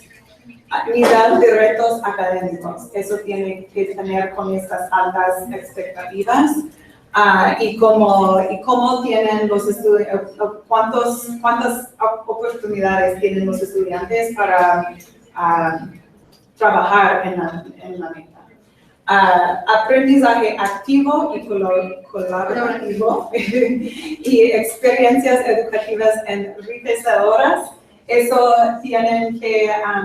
pueden ser muchas cosas, pueden ser como actividades en la comunidad, actividades afuera de la clase, pueden también ser cosas como study abroad, como nosotros. Y yo no sé, ¿sabes cuánto de nuestros estudiantes que están ya en Colombia son de primera generación? Casi todos. Sí, no solamente recuerdo el porcentaje. Sí, pero tenemos 12 estudiantes y estoy segura que como 7 de ellos son primera generación. Entonces, y antes de venir acá, 2 de los estudiantes nunca han tenido un pasaporte, algunos casi nunca han estado en avión. Entonces, estar aquí en Colombia es como, uy. Y el entorno propicio en el campus. Entonces, es muy importante tener un ambiente muy personable en las clases, pero si los estudiantes están afuera y no sienten que puedan interactuar con sus colegas y con otros profesores que no tienen en la clase, necesitamos hacer más cosas.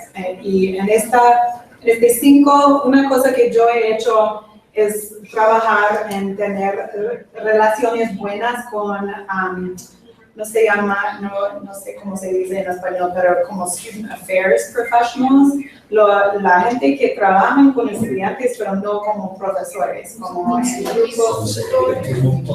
Sí, estos, y también como tenemos un centro de intercultural, como tenemos unos clubs para los estudiantes. Estas personas a veces tienen relaciones íntimas y diferentes que nosotros los profesores y tenemos mucho a enseñar y aprender entre ellos. Entonces, he organizado algunos talleres y conferencias con estas personas para mostrar las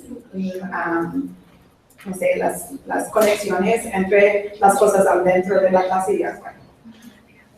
Ok, y una lista de ejemplos, dinámicas con gran o alto impacto. Y con eso voy a... lista. Entonces, estamos aquí en este lado del pantalla.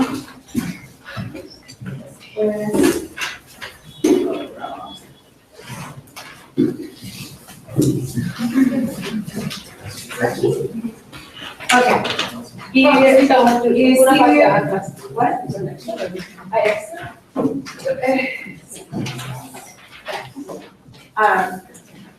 Y si hay mejores traducciones, por favor, me dicen después, porque yo sé que no es perfecto, pero ojalá que me entiendan.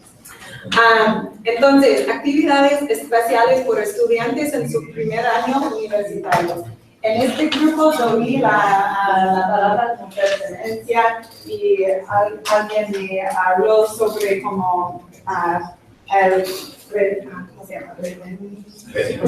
Retención, ¿sí? Es que nuestra meta no es solo que los estudiantes llegan, pero se graduan, ¿sí? Y entonces estas dinámicas de gran impacto son medidas por cosas como si los estudiantes se gradúan y en cuántos años pueden terminar su diploma. Entonces, actividades por los estudiantes que entran son más importantes por los que llegan sin las experiencias de sus familias, porque si los padres no han ido a la universidad y los estudiantes están viviendo con ellos no pueden decir, estos son como avisos que tengo de mi experiencia, no tienen la experiencia. Entonces, la universidad puede hacer cosas para ayudarles.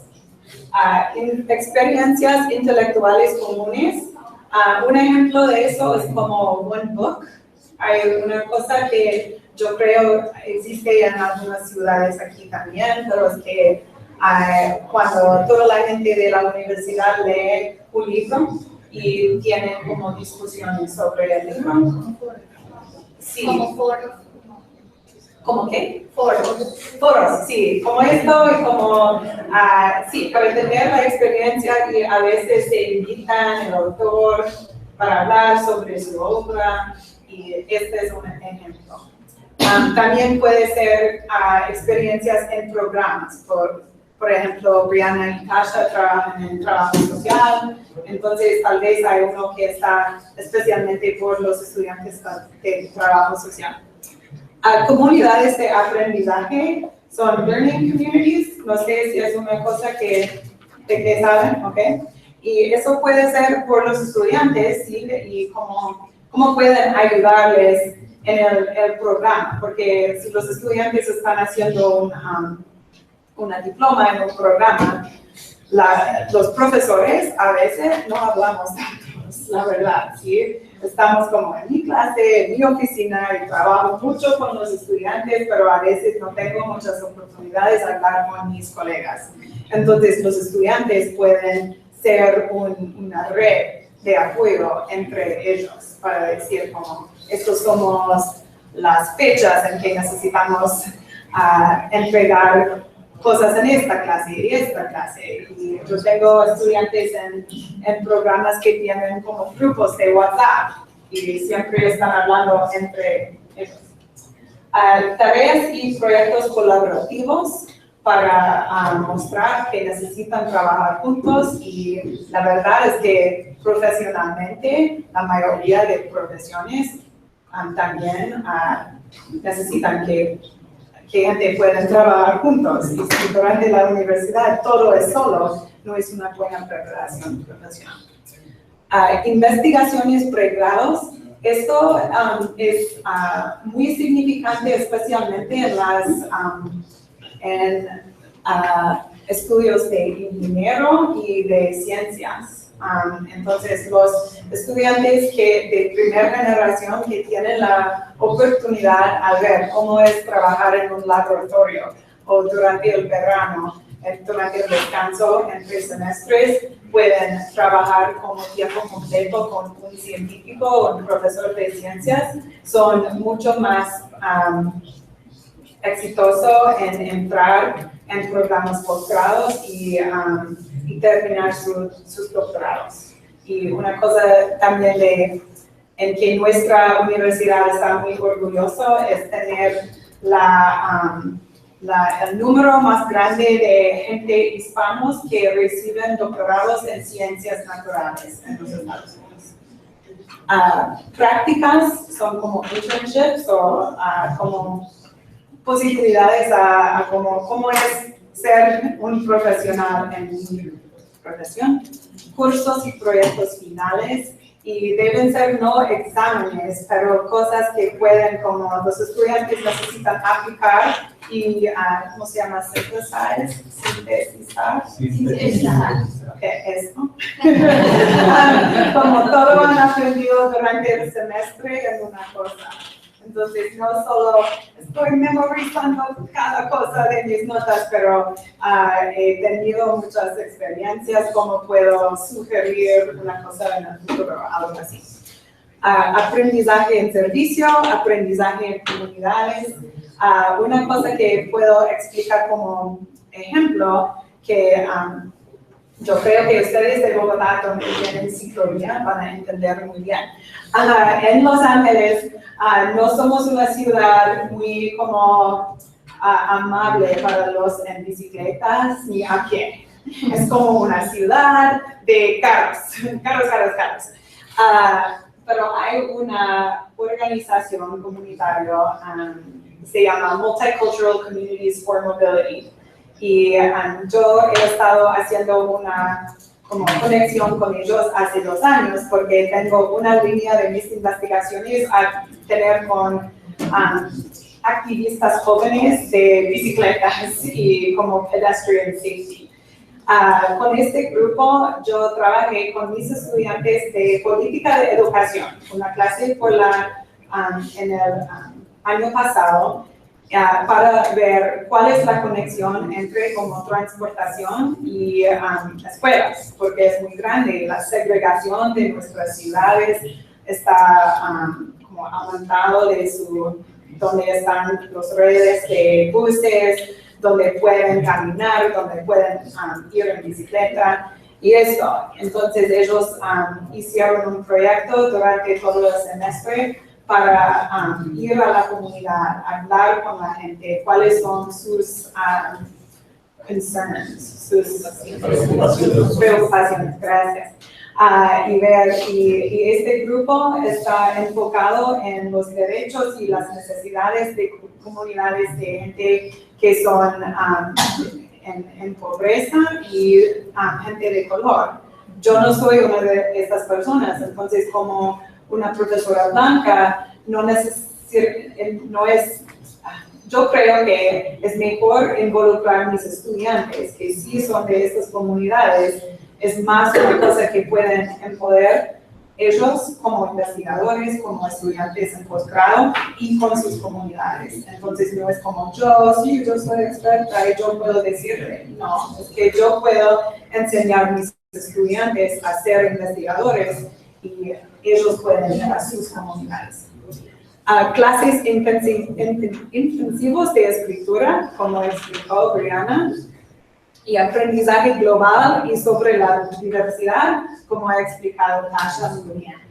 Entonces, y como ella dijo, el aprendizaje global no es necesariamente ir a otro país, porque muchas veces, por la mayoría de estudiantes, nunca es posible, pero podemos ver cuáles son las cosas diversas en este momento en nuestros campos y aprovecharnos de eso. Ok, entonces, esto es una lista de cosas que podemos hacer. Al otro lado del papel, quiero que ustedes puedan pensar, y yo sé que todos no son profesores, pero pueden como pretender, no sé. Pero quiero que ustedes piensan en un reto de la enseñanza que tienes con estudiantes de primera generación, con estudiantes en general. ¿Cuál es tu reto? Y después pueden usar este chart para pensar cómo puedo usar como esta lista de actividades para trabajar por los 5 indicadores de participación estudiantil. Entonces, 5 minutos, pueden trabajar solos, pueden trabajar en parejas, en grupos, no importa. Pero, sí, 5 minutos a practicar. Yo sé que necesitan más que 5 minutos, pero por el tiempo. Vamos a cortarlo un poquito.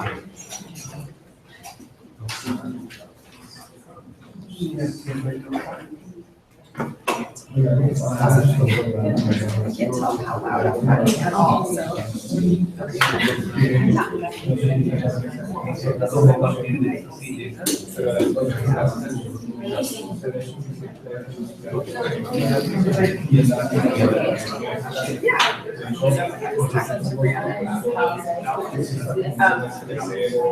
Like something I think is really different is that everyone is like their own there was like such a difference between students and professors and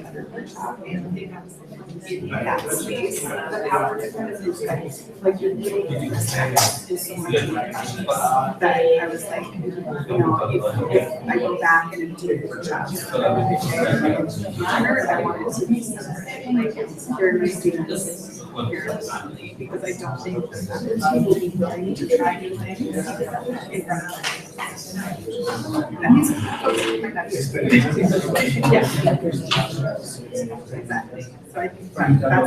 the difference that I see. Yeah.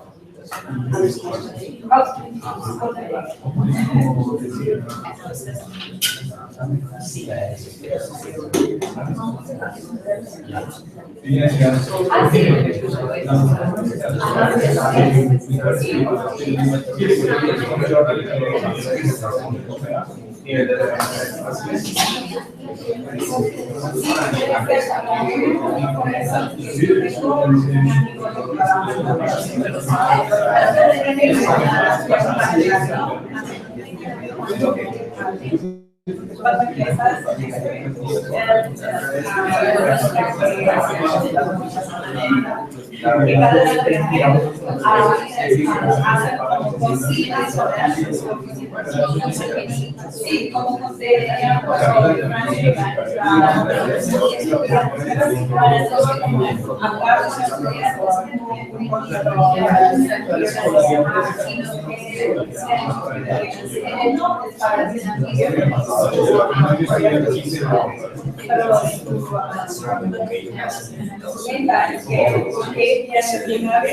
sin una presión pueden sentirse más cómodos cuando llegan a los clubes para decidir. Y para mí también es que hoy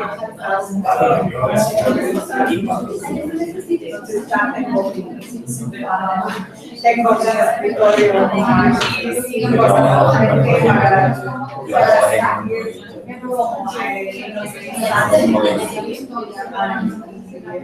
tengo muchas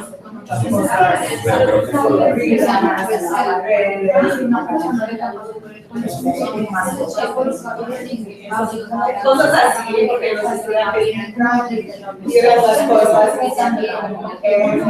tal vez mi profesora no es tan seria,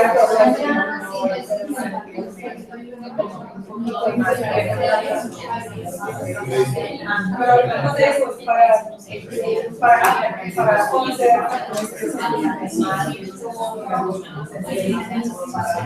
los estudiantes.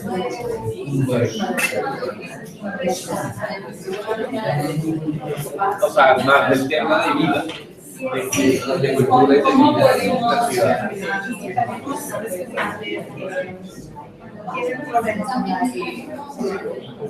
¿Cómo podemos cambiar nuestra forma de enseñar y no cómo cambiar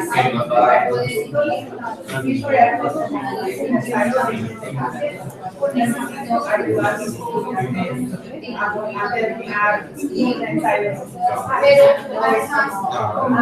Mis estudiantes ¿Quién podría para facilitar de hábitos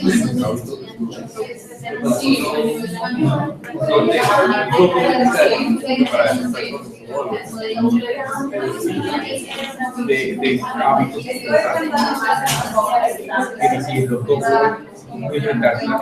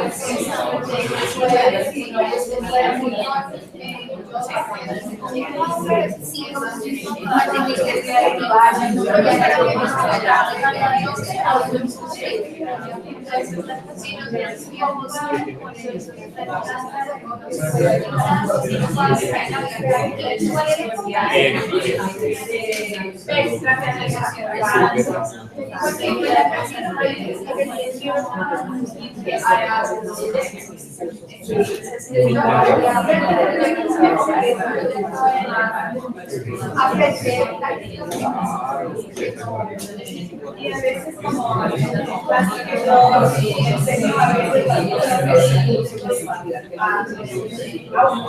son más teóricas.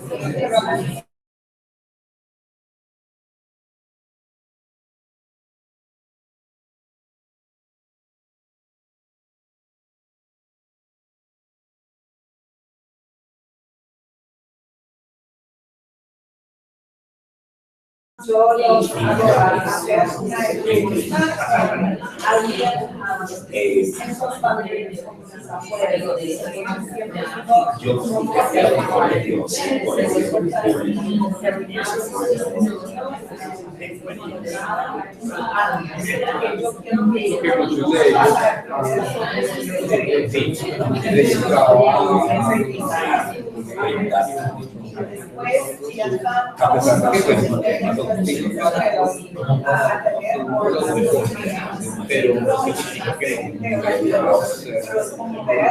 a esas teorías son sobre las experiencias de seres humanos, no como de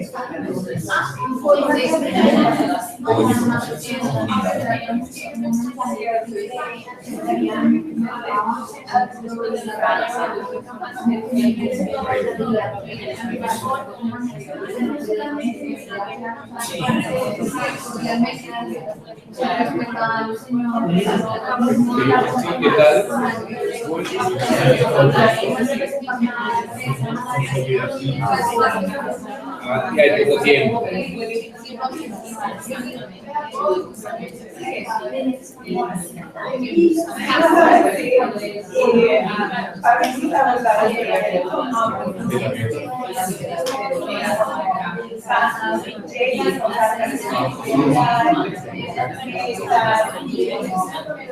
son como, no sé, acostumbrados a todo solo como, porque es difícil, escribir las primera vez que han hecho, cuando tienen amigos, ¿sabes?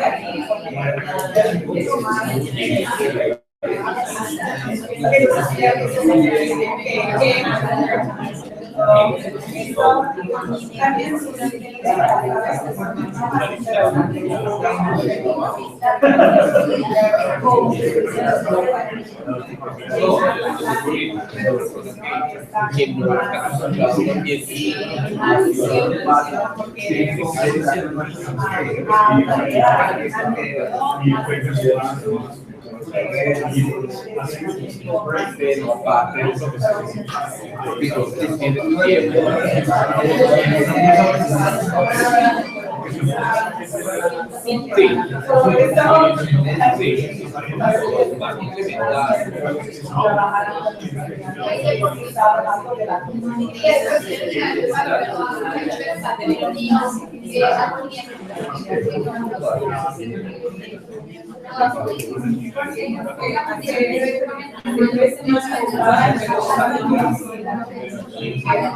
encontré con un estudiante esperando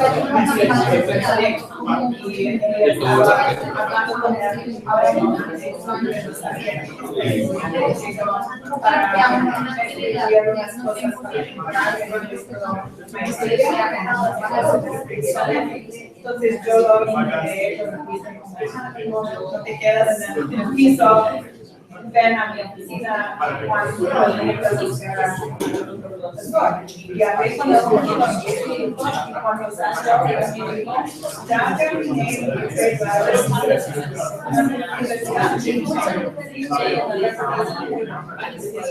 ya mismo en 10 minutos a darme cuenta de más yo te conozco más que 20 profesores que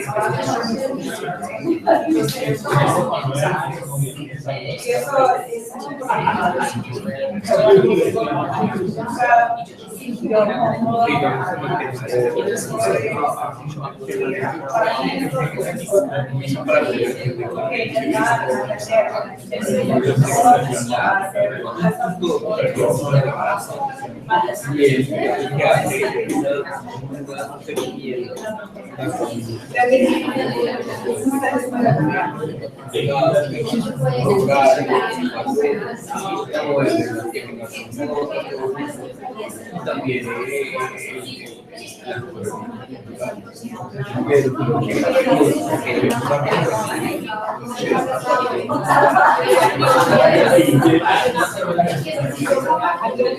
pero todavía no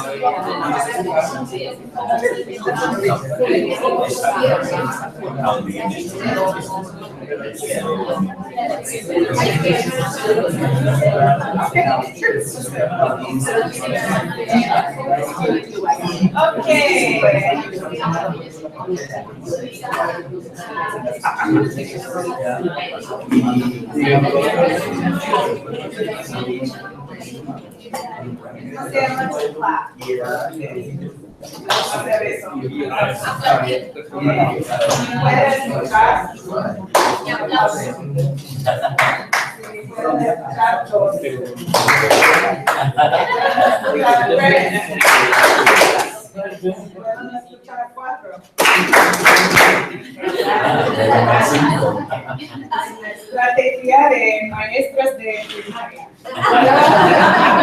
Funciona muy bien con adultos también. Entonces, muchas gracias por la oportunidad de hablar con ustedes sobre su pedagogía y espero que estamos. No, ¿están? Ok, disculpen. Y espero que estamos en contacto entre nuestras universidades y voy a cambiar la taza. Sí, estamos terminando casi. Ok. Ahora tenemos pues otras ideas y queremos darles la oportunidad a hablar entre I'm sorry, I'm supposed to go in English. So we have a few more things that we want to share with you. And what I will start out by saying is that one of our, actually this is I would like to ask your input. So we went back and forth discussing the best way to convey embracing diversity in the classroom. So we put, for example, valorar, incorporar la diversidad en la aula. Is there another way that you might translate that? To capture the idea of embracing, to include, to enjoy, to... See? Incorporar. To embrace this, well... More or less, not. Yeah, more or less. Yeah, literally. Okay, well, I mean, that felt a little strange to me. The diversity in the classroom didn't quite capture it for me, so. But we just wanted to invite you to tell us a little bit about that. So there are some specific ideas. We're very fortunate on our campus to have a Center for Effective Teaching and Learning, and they dedicate themselves to helping faculty become stronger in their pedagogical methods and in their sort of philosophical approaches and seeing students with strengths, as well as arming them or equipping us, helping us be accountable and think about, well, what all do I need to think about if I want to be attentive and inclusive and incorporating students' learning styles and all the different, many ways that we can improve our teaching, from the technological to the interpersonal, right? So these are 6 areas that they invite us to consider when we're thinking about how do we recognize and incorporate and value and embrace the diversity in our classrooms. So without spending a lot of time on these, I would like to invite you to look at these. I know they're small, so I will read them out loud for you in my broken Spanish, and you will hopefully be able to see them, but I would like you to look at them, to hear them and think about which ones call your attention. And I say call your attention because I mean, which ones do you go, oh, I recognize that, I do that, or we do that.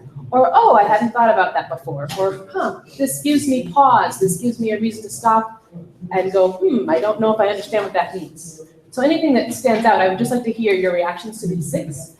So, reconocer la importancia de valorar perspectivas distintas, entender el impacto de microagresiones y mitigar sus efectos, entender el impacto de la amenaza de los estereotipos y mitigar los efectos, asegurar su curso es representante de los estudiantes diversos y sensibles a la sociedad diversa, establecer reglas del juego temprano para mantener discurso productivo en la aula y facilitar y navegar momentos de conflicto en la aula o momentos calientes o picantes, no sé. We say hot moments in the classroom, right? So there's, from these 6, which ones call your attention as curious or, oh, we do that, either way? Or, I don't know what that means. Yeah. One that calls my attention is the third one, understanding the impact of these kind of stereotypes. Yeah. Sometimes once we know what kind of students we have in the classroom, and sometimes once we know what type of students we've got in the classroom, we may, I don't know, cope with stereotypes, but when there is a particular conversation about the kind of student that is not in our classroom, we may start talking about them in the wrong way. Therefore, well, you know about this whole syllabus or curriculum, sorry, that we can incorporate in our classes, so we have to be careful that we can really let them understand that even though that we are totally open and inclusive, no matter if we have students from that region or not in our classroom, that will let them realize that they have to be inclusive inside and outside the classroom, the same way we are. So whether or not someone is present in the room, we need to be respectful and inclusive and not codify or reinforce stereotypes that may exist. Okay? I have a comment about, here, not all classes use books in the United States, usually have photocopies. And one of the things that I was told I taught at school, a law course I still started, and I was told before we started the class, was to be conscious of the economic status of our students, and to not bring a book to class and say, okay, everyone make photocopies of this, right? And that is why many higher educational institutions now are using online methods, right? And asking them, so I asked my secretary then to scan in the documents, and so it's all accessible online, rather than putting the onus on the student to pay for it, right? Whether they can or not, it shouldn't be an issue, it should not even be a discussion in the classroom, right? That's another strategy for inclusion. Yeah. May I comment as well, one of the challenges that we have found is most of our students have good internet access, but not all of our students do. So it's a double-edged sword. In some instances, we're trying to empower them, but then I have several students who say, I can't access the online learning system when I'm at home. I can really only do it when I'm on campus. So then I wrestle a little bit because I agree with you, it reduces cost, but then if they can't access it because of their poor internet connection, even in the United States where people might assume everyone has it, we can't assume even in our country. Yo quería puntualizar dos cosas. Una es el punto que dice establecer reglas de juego temprano para mantener el discurso productivo. Nosotros en Colombia estamos haciendo un ejercicio de tolerancia desde hace muchos años en las universidades, en los colegios, en la escuela primaria, porque hay demasiado respeto hacia el punto de vista del otro, en términos políticos, culturales, religiosos y sociales. Aquí en Colombia es muy diferente en los Estados Unidos, porque aquí no hay una discriminación tan marcada por lo que ustedes llaman nacionalidad. Para nosotros nacionalidad, todos somos colombianos. El origen no es tan importante porque Colombia fue un país xenófobo hasta finales del siglo XX. Es decir, no había inmigrantes en Colombia. Estaba prohibido inclusive que los inmigrantes pasaran de la costa atlántica hacia el interior del país. Entonces somos un país mestizo. Entonces no hay discriminación abierta, dijéramos, de tipo étnico o cultural. La discriminación es claramente, como lo dije antes, por regiones, por ciudad versus campo, y sobre todo la más marcada de todas es la discriminación social. La discriminación social está dada hoy en día todavía por el esquema de estratificación que hay en Colombia. Hay 6 niveles sociales, donde el nivel 1 es el de la gente más pobre y el nivel 6 es el de la élite. Entonces el tema de la falta de oportunidad política y la falta de oportunidad de inclusión social es lo que ha hecho que se genere mucha intolerancia y mucho respeto. Entonces, establecer las reglas en el mundo de la academia se ha vuelto una costumbre, porque es la forma de que el otro pueda decir lo que piensa, lo que siente, sin que sea discriminado, o sea objeto de burlas, o sea objeto de violencia. Eso se vuelve muy importante en el ámbito académico de las universidades, porque tenemos jóvenes, por ejemplo, en la Universidad de Alma, donde estamos en este momento, esencialmente tenemos estudiantes de la clase media, de estrato 3 y estrato 2, que son la clase media y media baja. Entonces, hay mucha discriminación, inclusive dentro de esos sectores sociales. Y a veces es peor entre esos sectores, entre el 3 y el 2, que entre el 5 y el 4. Entonces, establecer las reglas de participación, uso de la palabra, respeto a lo que dice el otro, manejo del tiempo, cosa que está haciendo yo. Hablar sin temor y bueno, todo ese tipo de cosas. De la participación externa se ha vuelto una necesidad enorme, porque aquí pensar diferente aún hoy en día puede ser un motivo para la violencia, para eliminar al otro. Y el otro punto que me parece interesante de lo que está aquí es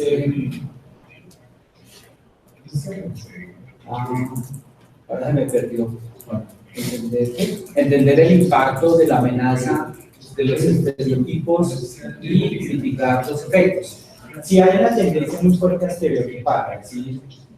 Es que ese es A, y ese es B, y ese es C, y ese es D, y rotular a la gente Y eso quiere decir que antes de que la persona actúe o piense o se manifieste, ya hay un prejuicio.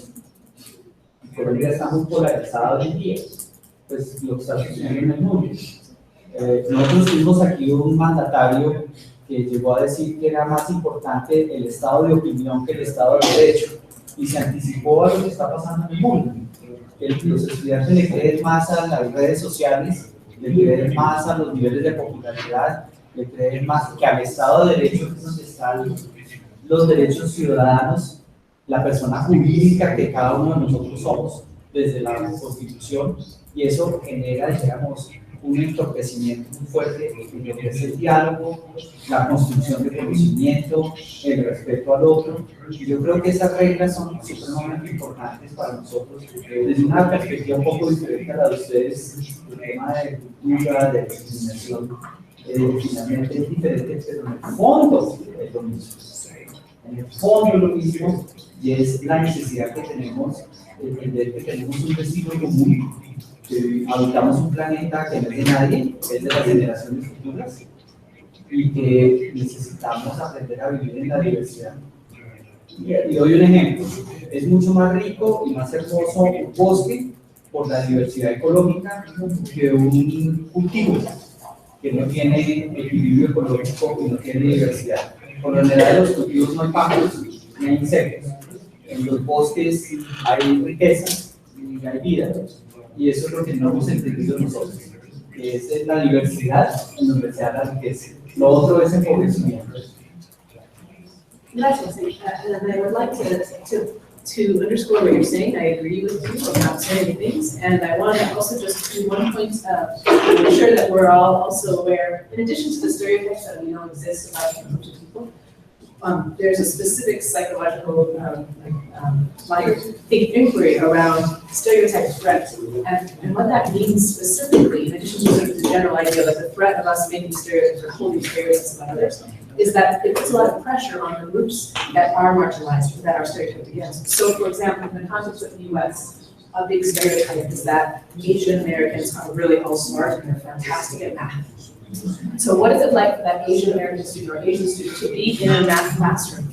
What will likely happen is they will feel the pressure to perform, even if that is not their strength. But my assumption as a professor, if I hold that stereotype, is that they're going to be great because they're smart at math, so I'm going to pay attention to Latinos and Black students in my classroom. And the student, meanwhile, who has been feeling pressured because they're not stepping up to the challenge of being the perfect math student. So there's multiple layers to stereotypes, right? So I want to just bring that up.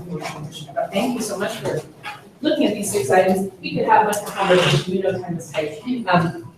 There's one last activity that we won't do today because I think we want to leave time for an opportunity for discussion. But I would like to have you may have done this before, but another one that we use in our classrooms is, imagine if I invite you up, let's say there are 20 of us. We have 10 people in the middle making a circle, shoulder to shoulder, facing outwards. And we have 10 more around the outside. So I would just translate it as a rueda, right?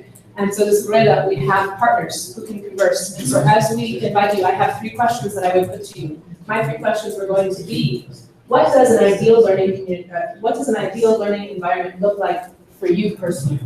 And I would have you exchange with your partner as you face. Alice and I are partnered, and there are a row of us, 2 rows. And then I move. And we switch. I have a new partner, and I would answer the next question. The next question would be, what role do you think community building plays in classrooms in your institution? Is there space for it? Is there not? Will there be resistance? Is it already in full use? And my third question to you would be, what are the challenges of building community in your classrooms, in your environments? We know that we have them. I know that there aren't. I work in social work. We are really about getting to know people. So it's not nearly as difficult for me to integrate this kind of material into a classroom as a social classroom, social work, right? But I imagine, as someone who's not a scientist, I imagine it might be a little bit more difficult for science, for professors to imagine the value of getting to know your students and letting the students get to know, who is sharing who they are. There might be more hesitance because my content has nothing to do with who you are. I'm teaching you about hard science. I don't know. These are common questions that if we had more time, I would love to engage with you. But I should have said this at the very beginning. From the beginning, a month or two ago, when we planned this workshop, I knew that I was going to have to step out for an 11 o'clock conference call. So when you see me disappear, I'm not upset. I love this experience. I simply letting you know that I will be disappearing. So I want to also give it to Allison to kind of facilitate the rest of the time. You still have one. Y quiero decir que yo estoy casada con una bióloga, entonces tengo estas conversaciones cross-disciplinary cada día en mi casa. Okay. Y ella también es profesora, entonces tenemos muchas discusiones. Sí.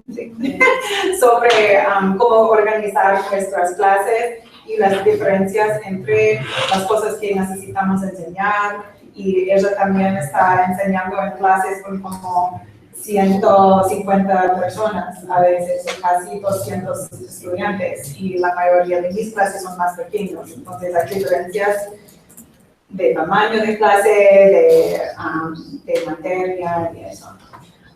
Entonces, queremos terminar con un rato a responder a preguntas o comentarios. Eso.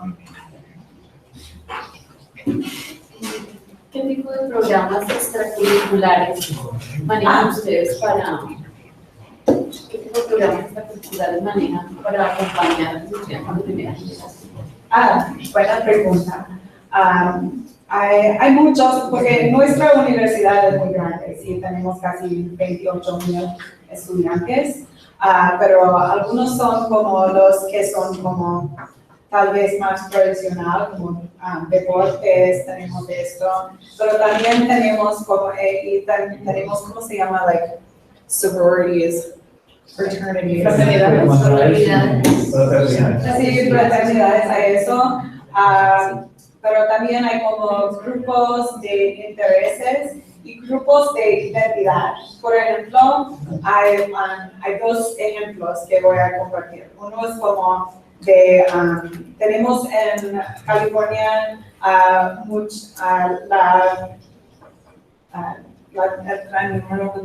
la mayoría de la gente de los filipinos que viven en los Estados Unidos. Entonces hay un grupo que es como Filipino American Scientists y está organizado por un químico, un profesor de química, porque muchas veces los estudiantes de estudios de ciencias sociales y humanidades son más involucrados en estos grupos sobre cómo sus identidades sociales. Pero este grupo quiso tener un grupo para ellos en las ciencias. Entonces han hecho este grupo, y también hay un grupo nacional que tiene un branch en nuestra universidad para gente de ciencias de ingeniero y químico que quieren estar involucrados en social activism. Entonces, y son, ¿cómo se llaman? Tienen un nombre muy chistoso. No voy a recordarme, pero grupos como estos, ¿sí? Como necesitamos conectar nuestras identidades y las cosas que estamos estudiando, para no sentir tan distancia, porque muchos de nuestros estudiantes llegan de sus barrios y ellos tienen un sentido de la injusticia que existe, que es muy fuerte. Entonces, si están solo enfocados en sus estudios, sienten una distancia entre sus familias y sus barrios. Entonces, puede ser difícil para tener éxito en la universidad. Entonces, para darles la oportunidad de conectar las cosas, sería una manera. A pesar de ser extracurricular, ¿son manejados por profesores? En algunos casos, ellos mismos son estudiantes. Sí, los dos, pero la mayoría yo creo es más como los estudiantes organizan y la universidad se apoya, como con espacio, con un poquito de dinero para tener una reunión y a veces ellos invitan a los profesores, pero no necesariamente es como los profesores están organizando, es como apoyar a los estudiantes a organizar sus mismos.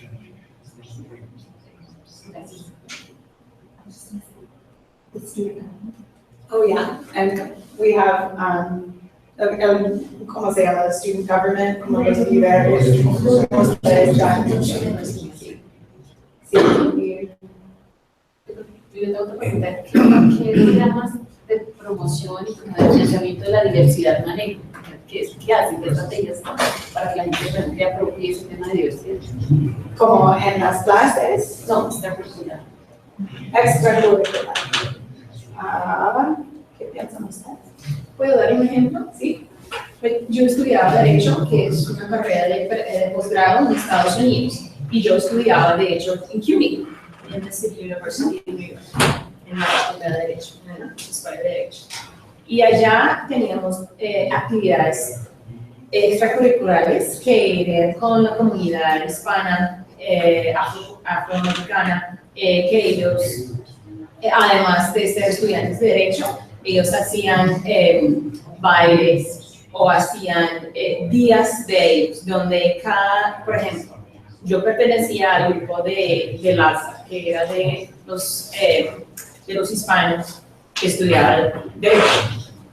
Y ellos hacían un almuerzo como cada 3 meses, donde tenían, porque estamos en Nueva York, entonces había colombianos, puertorriqueños, hondureños, mexicanos, de todo el mundo, que cada uno traía un plato de comida, pero invitamos toda la escuela para que todos vinieran y compartir con nosotros no solamente la comida de nuestras tradiciones, sino también nuestros intereses en estudiar Derecho.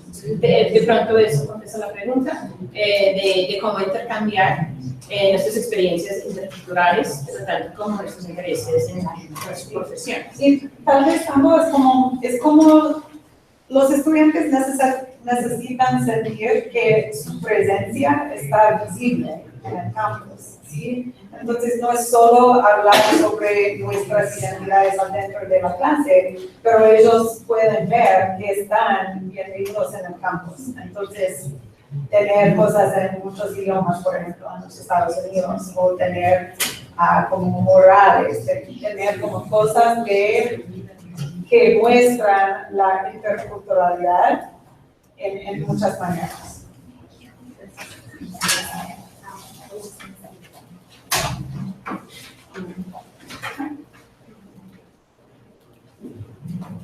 I also wanted to just mention the fact that sometimes diversity in the way in which you approach it can look different.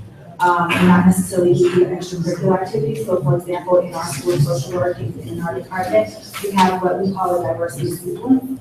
And Tasha and I are both co-chairs of that sequence. And so students in that sequence can take several courses called cultural competency and social work practice. There are also courses on institutional racism. So we do offer specific courses, so we kind of in the school social work target diversity in that manner, rather than through extracurricular activities. It's through a series of courses that are offered to students. Because one of the primary objectives or missions within social work is to address issues of diversity and cultural competency. So it makes sense for us to really target that in a very specific way with our students. And it's something that all of our students take, both at the undergraduate and graduate levels. So that's kind of how diversity plays out within our context or within our school, but it can also be done through extracurricular activities. Y yo creo como hablando de curriculares, intervenciones curriculares, también es como responder a las cosas que no existen ya en el currículum. Entonces yo ya enseñé en este semestre que pasó, una nueva clase que se llama Queer Studies in Education, los estudios queers en educación, y fue muy popular. Y entonces nunca hemos ofrecido esta clase, pero los estudiantes que quieren ser maestros, ellos dijeron que no hemos aprendido suficiente sobre el género, sobre la orientación sexuales y cómo podemos ser buenos maestros si no sabemos cómo trabajar con todas las familias. Entonces, tuvimos esta clase por primera vez porque vimos una como vacío en el programa. Entonces, como así. Pero otra cosa que quiero decir es sobre el sílabo, que cuando yo enseño cosas de política, por ejemplo, si no estoy como muy sensible, yo puedo tener un sílabo con artículos y obras que solo están escritos por hombres blancos, ¿sí? Entonces, para tener mi sílabo que refleja la diversidad de mis estudiantes, necesito ser como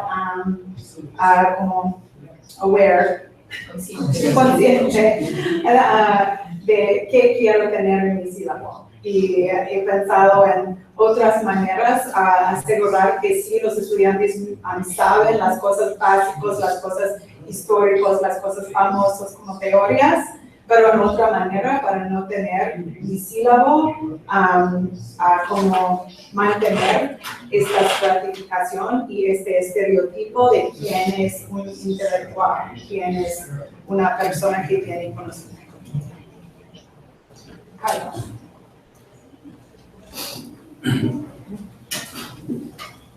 Bueno, es que como profesor de lengua y de la carrera de lengua moderna acá, es que me llama mucho la atención que hacen énfasis en la escritura. Nosotros acá en Latinoamérica pues tenemos exámenes internacionales y cosas que miden la lectoescritura, o sea, nosotros lo vemos muy ligada a la lectura, a la lectura también. Pues quisiera saber cómo ustedes fomentan eso y otra preocupación, escuchándolo de ustedes, esto surge como una política desde la universidad, porque a ver, siempre los que se preocupan por la escritura son los profesores que dictan escritura y que enseñan lengua. ¿Cómo se puede ser exitoso si no se involucra a toda la comunidad académica? Y si en todas las materias ven la perspectiva de que hay que escribir, así sea la clase de matemáticas. Entonces, ¿cómo lo hacen ustedes? Porque yo veo que eso, ahí hay una debilidad muy grande. Sí, estoy completamente de acuerdo. Yo sé que Brianna también, y hemos escuchado eso de nuestros profesores de lengua también. Porque hay un examen por los pregrados, el Writing Proficiency Exam, que necesitan pasar para tener su pregrado. Pero esto es una cosa de que yo puedo dar el ejemplo de mi esposa, porque es profesora de biología, pero ella, entre nosotros, hemos hablado cómo ella puede apoyar a los estudiantes en cómo sus reportes de laboratorio, ¿sí? Y cuál tipo de como ejemplos pueden dar a los estudiantes, como sentence starters, como cuando ella está enseñando las cosas en el laboratorio, puede enfocar un poquito más en el vocabulario, por ejemplo, para no solo saber cómo hago este experimento, pero cómo puedo explicar el experimento en mi escritura y en mis palabras. Pero sí, es como writing across the curriculum. Es un desafío muy grande, ¿sí? Y yo creo que eso es una cosa que nosotros como profesores en educación superior podemos aprender mucho de los maestros de primaria y secundaria. De verdad, yo creo que ellos hacen esto mucho mejor que nosotros. Do you want to add something? I just wanted to add that all these attachments. So I just wanted to add that it is a great challenge. And I also think that we do have the writing proficiency exams, but they're on a very surface level. And again, going back to how many times when students do final papers, they're not necessarily given that critical feedback that they need to improve their writing.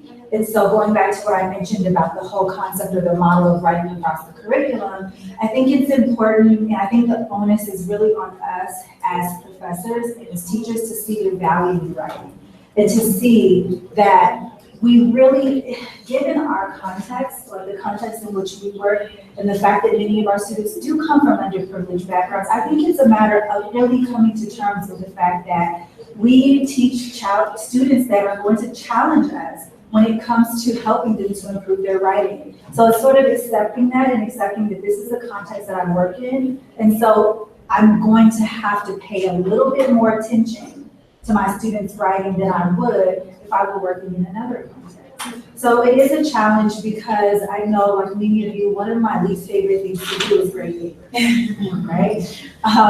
But I sort of, and I'll be honest with you in saying that for me, it's a great challenge. I served as a master's thesis advisor for 27 students last year. And it was a challenge.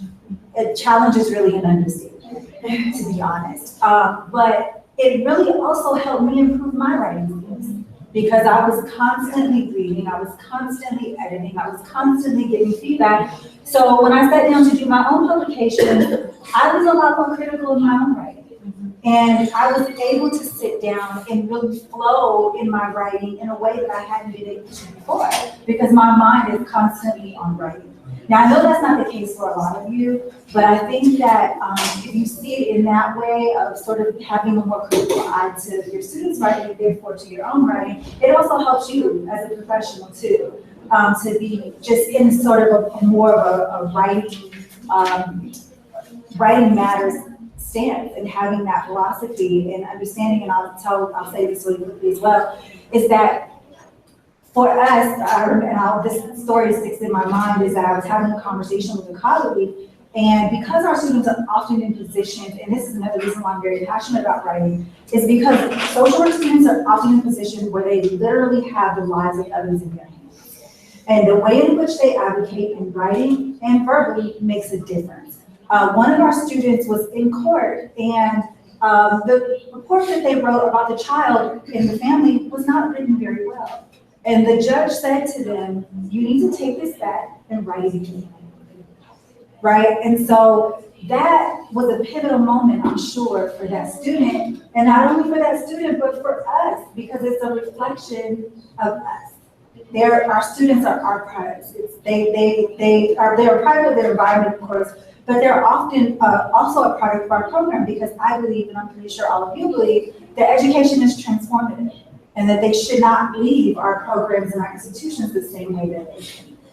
And so, with that being said, I think it is a challenge, and I recognize that challenge, and I recognize all the time and effort and energy that we put into our students and into our teaching, but it's just one of those things that you really just have to do. And it's something that we all have to be on the same page about, and all have to be in unity about as a program, as a department. We all have to decide and make the decision that writing matters. Y otra cosa es que yo pienso en que el idioma académica es como otro idioma. Entonces siempre digo a mis estudiantes, no importa si su primer idioma es inglés, nadie habla como literature review. Una revista de la literatura siempre es una actividad bilingüe. Eso es como explico a los estudiantes y introducir. Que no es que si yo soy profesora, pero alguien me enseñó cómo hacer esto, no. Es como una cosa que está específico a el trabajo académico, y sí podemos mostrar a los estudiantes que nosotros también necesitamos en el pasado aprender esta cosa y no entramos a la universidad con este conocimiento. Está bien para ello también. Otras preguntas o están como cansados de estar sentados.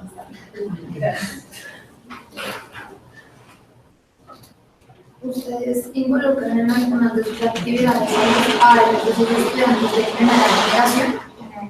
Otra vez la última parte.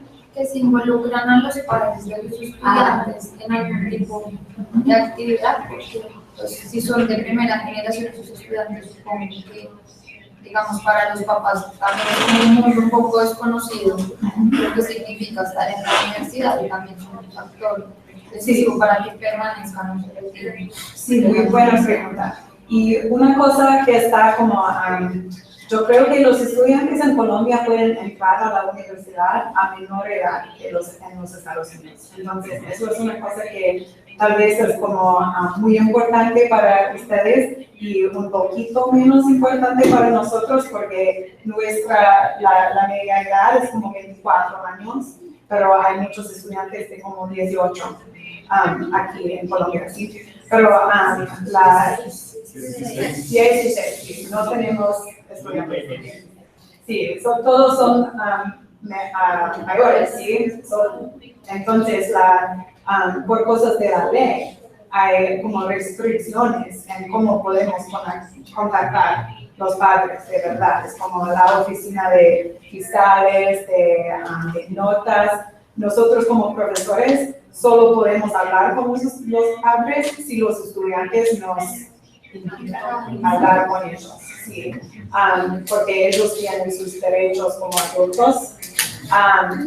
Y esta es una cosa especialmente importante para los estudiantes con discapacidades, porque en los Estados Unidos tienen como un sistema en la primaria y secundaria que los adultos alrededor del estudiante están como muy enfocados en ese estudiante, pero ya 3 meses después, cuando entran en la universidad, necesitan abogar para sus mismos y no podemos ir. Como profesora, cuando yo tengo un estudiante y pienso como tal vez este estudiante tiene una discapacidad, si ellos no van a acusarme, yo no puedo ir a la oficina y preguntar.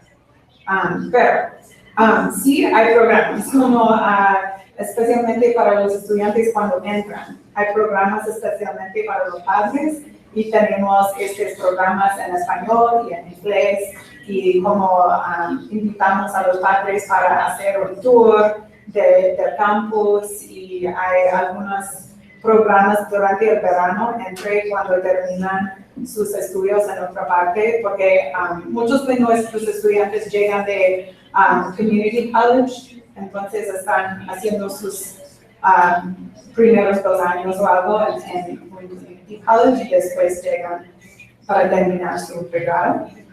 Entonces, hay programas durante el verano, y también cuando podemos tener otros programas en que invitamos a los padres de los estudiantes, porque a veces sí están muy interesados en estar involucrados y están muy orgullosos de sus estudiantes y quieren saber que los profesores también están orgullosos de ellos. Pero tenemos un new Student and Family Program. Eso es el nombre del programa, entonces tiene familia en el nombre.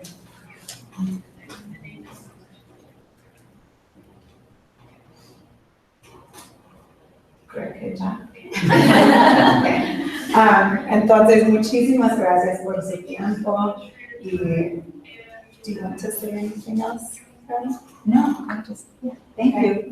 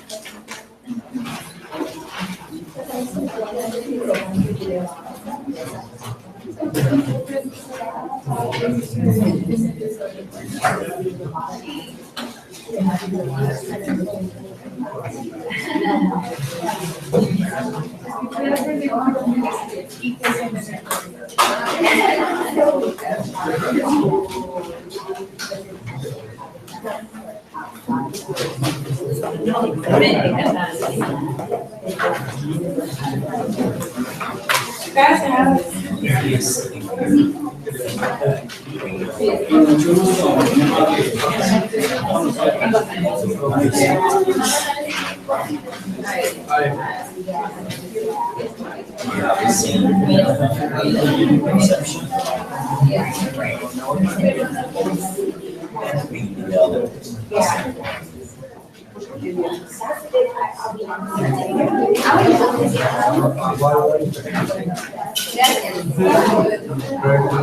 Igualmente, gracias.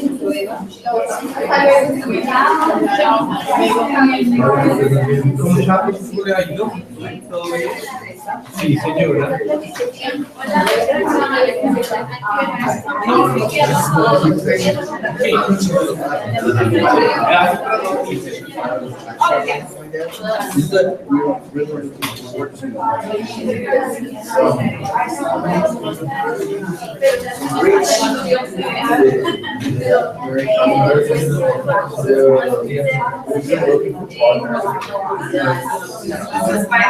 But if you guys want me, I can also. Yeah, it's brand new. We're all in house in LA, so we're all working.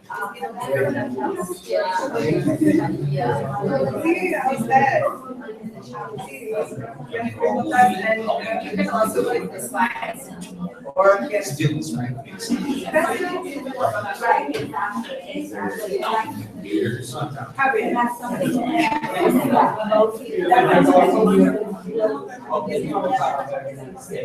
you. Checking on the students. Oh, thank you. Getting my report back. They're over on the other side. I like your time. Porque tenemos 5 años en el que es como una que nos prepararon la idea, but it's only for 20 years.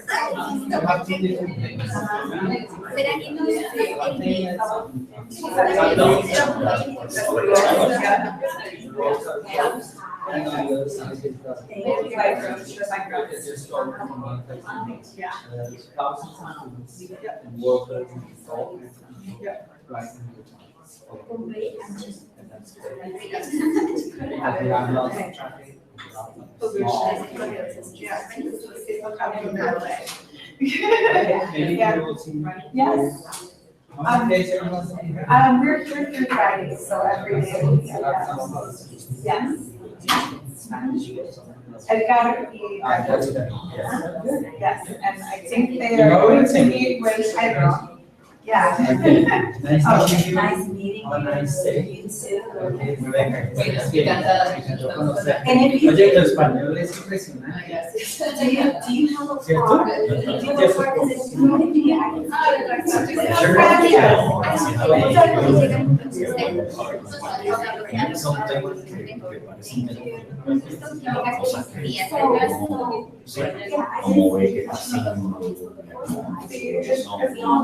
The work that we do is like a chance to relax, right? Why have a regulation? Because that's like one of the greatest challenges. But I'm also right? So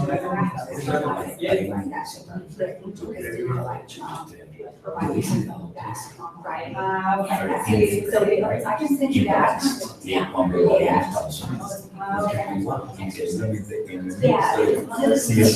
Y cuando llega acá, claro,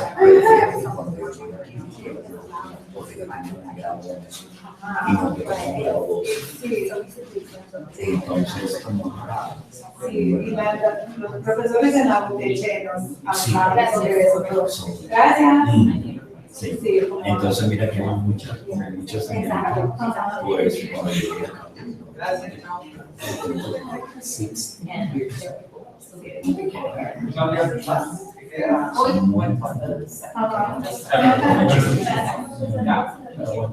Y entonces, ¿cuál es más?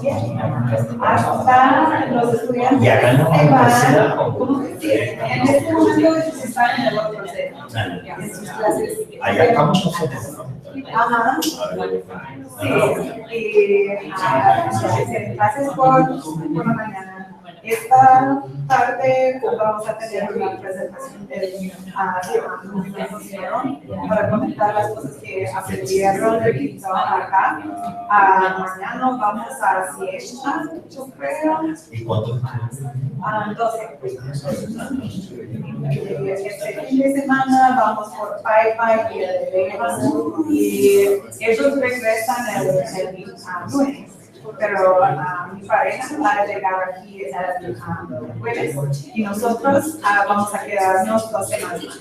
Vamos a regresar a Manizales, a visitar a mis amigos. Entonces, la próxima semana vacaciones. Muchas gracias. You know, bye-bye, and it's just normal, you know, and I know I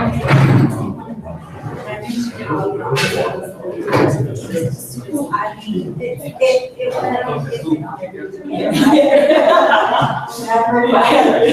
because I had 2 sections, and it just happened that way, but like I said, it right? But it also, it was just a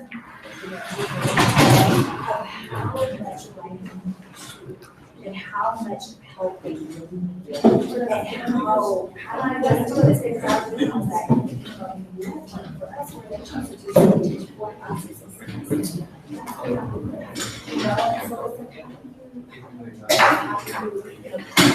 you know, how you deal with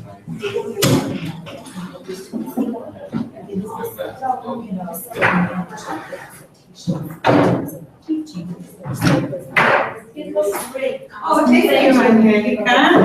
We have it really nice. It's just like in many ways, it's a tall word, you know, but for our context, I just don't see how we have to. And it really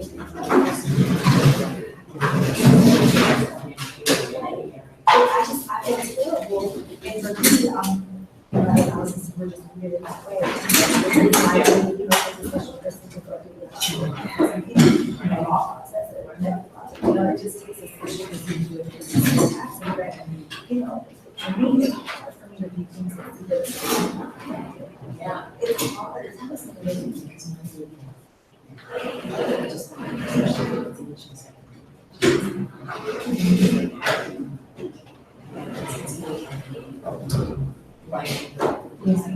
No, this is yeah, right. That's right. It's not. yeah. That's what I like you.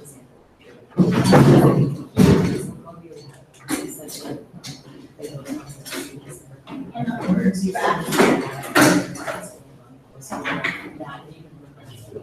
Is it on this one? Yeah. Okay.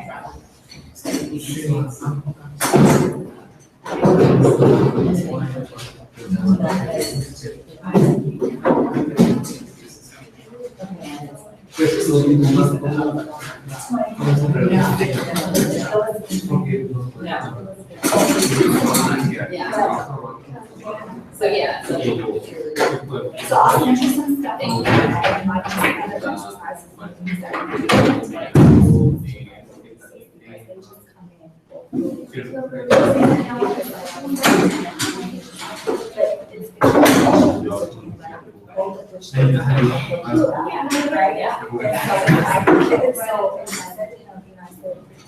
Like 80-90% of my job is you know, and they just something right, you know, for the writing skills, but then also the ability to synthesize information, analyze, and research, It's also going to school in the era of Trump. Yeah. Our students are going, so we also have we're the highest number of documented college students in the country. And like the day after the inauguration, our students shut down the freeway. Yeah, they like blocked the freeways. There's just been a lot of, one of our students was picked up by Border Patrol right before graduation. Like it was just released, like I've been like looking at that information while we've been here, like a mother was picked up Yeah. during a supposed drug raid in the neighborhood that really was like an excuse for ICE to come in to the neighborhood. And so, and the student was like an anti-deportation activist, and then it basically targeted her. Right. Picked her up, and it's just like, it's not foreign. Like all this other stuff is like right there on campus, right? Yeah. Like what she's talking about, this anxiety, it's not like abstract. Yeah, it's very real, and it does have a great impact, you know, so it's like everything that's going on in the societal level, and, but I mean, as Allison mentioned before, like our students are very good at problem solving, you know, and are very resilient and are very resistant to the oppression and the inequality, you know, things like that, and so it certainly helps them in the process, but it also makes the process a lot more you know, have it for them in comparison to their peers. Yeah. But, it's just, You know, I was saying to got into this group that I was that I was like, you know, it is a lot of work to help people learn how to do this kind of writing, but also the stuff they write about is so much less boring. Because they have actual lives. Well, yeah, right. You know, it's like we're just looking for the words to explain what they're passionate about. Whereas advocates are much stronger advocates. Exactly. And so that's why I feel like that's so, you know, you get your point across so much more powerfully. Right.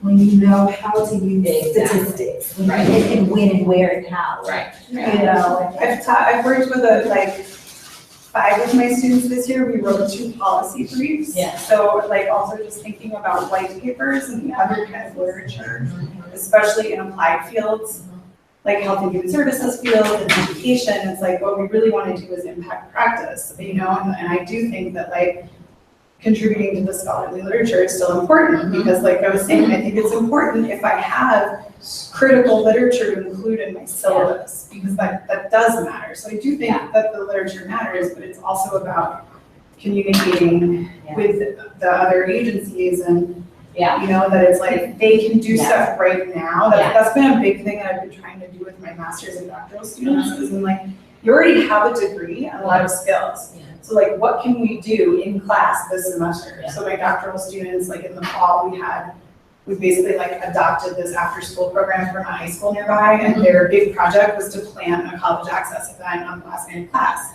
So they brought 25 high school students, they organized like, you know, presentations from financial aid, they had a tour, and then we had like basically small group mentoring sessions where my students could talk to their students about, like to the high school students about like, I'm a first generation college student, and I was a teacher, now I'm getting my doctorate, you can do it too. Right, You to know? see themselves. Yeah. Yeah, I see that in this class that I taught on gender and foreign finance, where it was a lot of the material is in English. And because it's a lot of North South, and so it's like all of the North is writing about the South, but there's nobody from the South, from the North South, that's writing about what's happening here. So you have all these reports that have been in English, and perhaps they're translated, but most of the time they're not. And so one of my things is that each of my students had to write an article. And it was like teaching, but it was like, but what I saw, and because I've just been here for 3 years teaching in academic role, is like just the lack of training that they receive in any kind of writing, whether it's an advocate, whether it's an academic, even if it's something as simple as talking to my colleagues over here, as something as simple as an email. Because you get so used to like texting. And you get, and you know, it just, even the vocabulary that's used. It's like, okay, so I teach, so part of the class that I teach in legal English is, you know, okay, when you write an email to your boss, when you write an email to your friend, when you write an email to a colleague, it's a different language, and it's the same in Spanish, right? Well, and that preparation thing, it's another form of like sort of brain drain because so many people from Latin America have to travel elsewhere to get their doctorate and their training. So my best friend is from Guatemala, but she's like, my academic language is English. She's like, I don't know how to write these articles in Spanish. She has to look up all the words because she learned all this technical terminology in another language. So it's not just like, oh, because you're Colombian, you go to the States, you come back here, you can teach in Spanish. Like, I'm doing a PhD right now in Oh, really? Here, and I'm in my 3rd year, and it's like, it's the reverse story, because it's like I'm sitting there and I have to listen to the classes are 5 hours. From 2 to 7 for a week, 3 months. well, they're not anymore, but they were, and it's like, I have friends that are not lawyers, you guys talk so much, and I'm like, yes, and like they can talk. Yeah. And it is just tough. But it's true, most people, I'm the exception, like most people leave, most people go, and we have maybe 3 PhD programs at XML, Los Angeles has 3 PhD programs. There are very few in Colombia, really. Right, and Colombia has more than a lot of other places. Exactly, exactly. And so they It's not like you leave. can get a PhD in Bolivia. Right, Like, and then, exactly. Yeah. And then when you leave, like then where are the job opportunities? Right. Because here, you get paid a significantly larger amount of money. When you have a PhD, obviously. And if you know that you can get that in the United States or in, somewhere else, you're not gonna do that. Yeah. Although now it's like no one can get a job, so it's okay. So now, I'm better off than. Like ours, I mean, that's the thing too. It's like we're here because we're all the like living kind of people, and it's like it's a labor of love. But I heard Brianna telling me about like our workload is crazy, and like out of the 3 systems, so community college professors actually only take 1 class more per semester than us, and they make about like 20% more. And then use like the University of California system, they make a lot more and teach a lot less. So we're kind of like the worst of both worlds. We have to publish and teach a lot, and we make a lot less. Right. No, but it is, because it's a lot. That's why you yeah. Some of you guys are before then, the assistant last day. No, this is the first day at Aeon. So the students are over at the other side. Right. And so they have classes today through Thursday. Friday, Saturday, Sunday, we're going to Paipa and Villa de Leyva. And then they are all going back on Monday. So Brianna is traveling with them back to the States. My partner is coming on Thursday, and then we're going to stay for a week and a half just for vacation. And where are you going? We're going back to Manizales and the Oh, nice. yeah. So visit people and just travel there. Yeah. So. Well, enjoy your stay. Yeah, so I'm in 5 weeks, but it's been great. This is the first time I've been back in 9 years. Sure. So it's fun. Totally. Yeah, and it's like I was in grad school. It's not like Yeah. So, but it's been great, and it's cool to be here in another sort of role. Yeah, like sure. to get to, because I was starting to tell you beforehand that it's like Tasha's, her research and like her passion really is about international education, and like this is a big part of her work. And for me, it's more Colombia. Yeah. Right. I was like, this place is really special to me, and so like if I can help make this program happen, it would be here.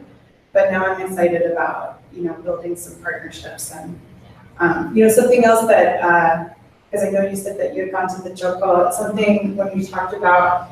Because we did a workshop for education faculty there too, like specifically about education, and that I talked to them more about like what does social justice mean in education in the United States and here.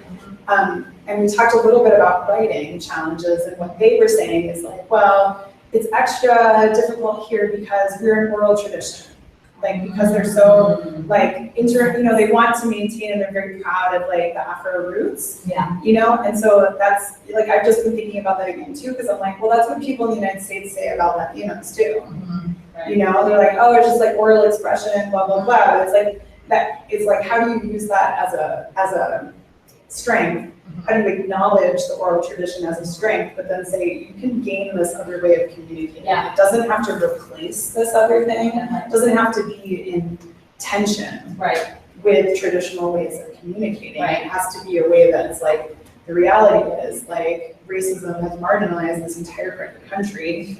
And if you want to be able to speak to power, you need to be able to write things in a way that they're reading them, which, Saying that, so when I went there to university there, and we talked with the music department, there's this woman there, she's incredible, and she is married to like this hip hop artist from Choco, and we were talking about sexual violence and gender-based violence, and how that is reinforced from music. And specifically from the Pacific Coast, right, where, and we listen to these songs.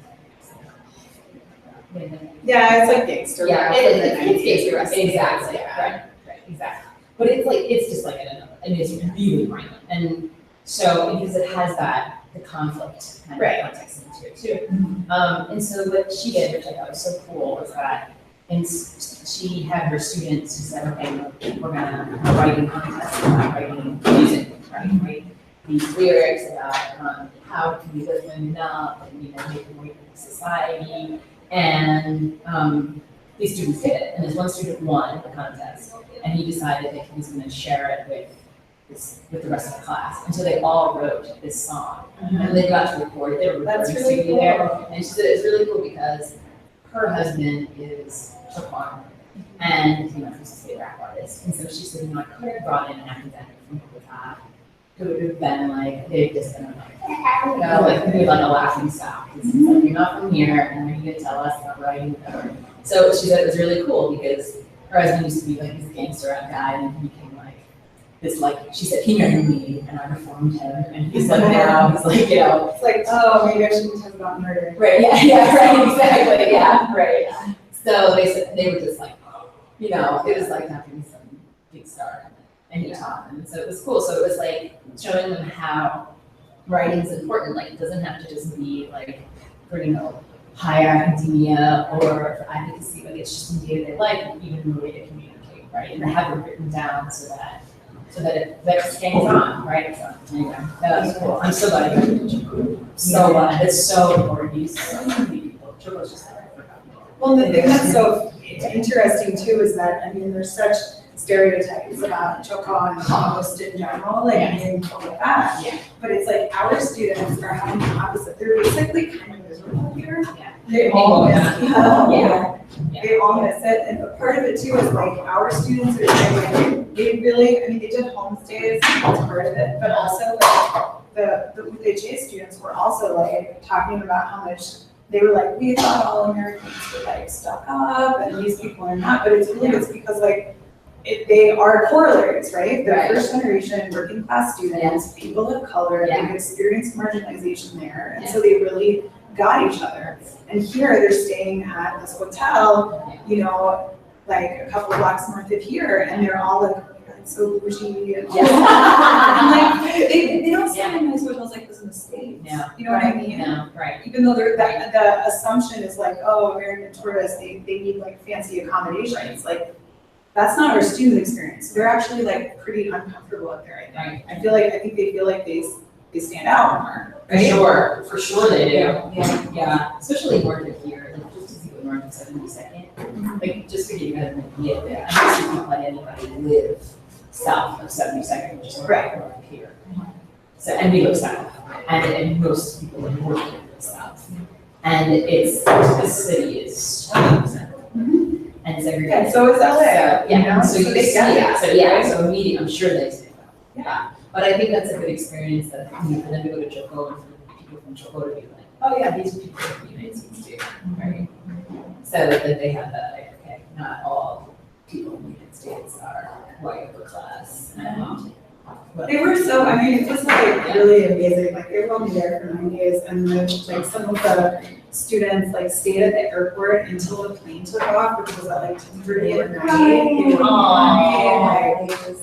It was really just like, yeah, you can't act, there's like no way you can hope for like a better connection when you do like an exchange, It was really special and it was like really amazing.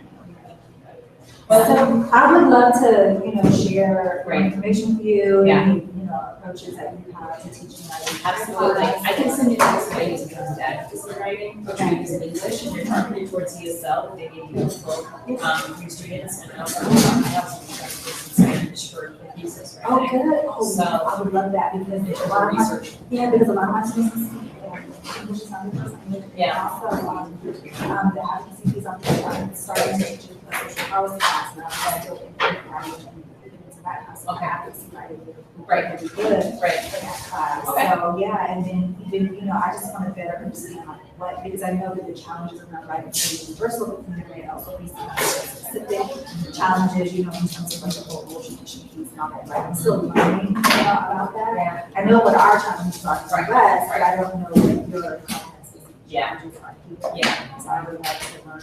Okay. Like, knowing Spanish has helped me with our CalState LA students so much. Yeah. It's like, because I taught, bilingual sixth graders for so long, and I've always worked with Spanish speakers in the States. It's like, I know exactly when they're making a mistake because it's just a translation mistake versus they don't know it, right? Right. Like the prepositions, Right. and means in and on. Yeah. So you're like, okay, get it. Right. Or like I was giving an example the other day, like recursos is resources, but they always translate as recourses because it's actually a word, but it's not the word they need. Right. Like, right? And I'm like, it's not a spelling mistake, right? Yeah. It's like an English student, that would be like a a spell check thing. yeah, it's like they switched the C and the S, but it's like, it's a translation mistake. Yeah.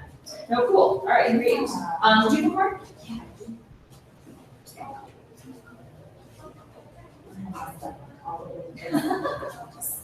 Everywhere. And I'll definitely put you in touch with the other Rebecca. Okay. And also, one of my best friends is also named Rebecca and went to CUNY Law School. No kidding. When did she graduate? That is a good question. Rebecca, how old am I? Is she really old? She probably graduated in like maybe like 05. She works for legal aid. We all work for legal aid. Yeah, exactly. She did like Teach for America. Yeah. She's lived in Washington Heights since like we graduated from college in 1999. Yeah. So where are you from? No, we're from Tucson. I'm from Tucson. I lived in DC and I live in New York. I went to, yep. I was in DC for like 12 years. Okay, they might have forum. Oh, okay. I lived in DC, I lived in Columbia Heights. Oh, yeah. And I worked for labor there. And then I went to years. Okay. But yeah, I went to CUNY because of that, because I did human rights. Yeah. Yeah, that's there too. It's like all like immigration law. Exactly. Yeah. Exactly. Right. Yeah, she does like juvenile justice. Yeah. Like I had a friend that I worked with, this labor relations, she went to Georgetown, and she's like, oh, you know, one was doing, because she went to Georgetown and all of the kids, I mean, we were all in our 30s in law school. Yeah. And all of the other people were like right after undergrad, and they were saying like, you know, well, why didn't you go to law school? Well, because I, you know, lived in a big house and was I'm like, CUNY's not like that. But that's what I was like talking to this group too. I was like, these are the students I want to work with because they don't piss me off. Yeah. Honestly, I just have way less patience. And also it's like, because that was sort of like, I became a teacher out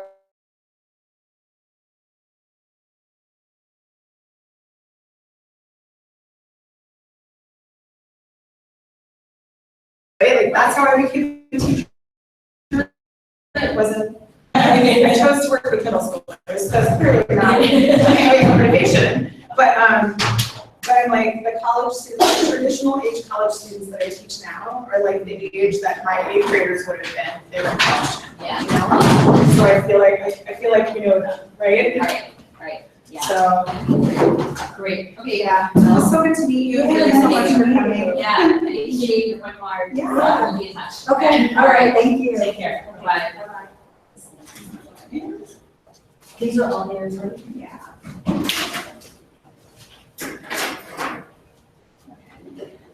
This jacket is Tasha's? Yeah, she left it. Is she, do you know? I don't know if she's still around or, she just said that she would meet us at the school.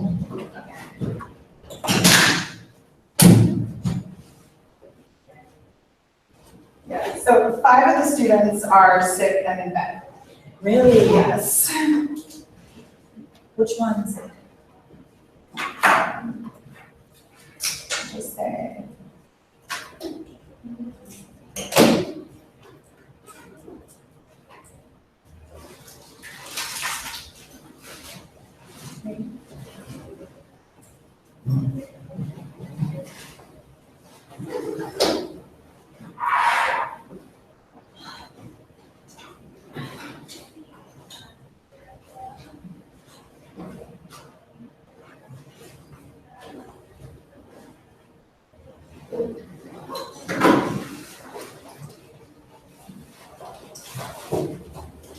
Probably that I had Marina and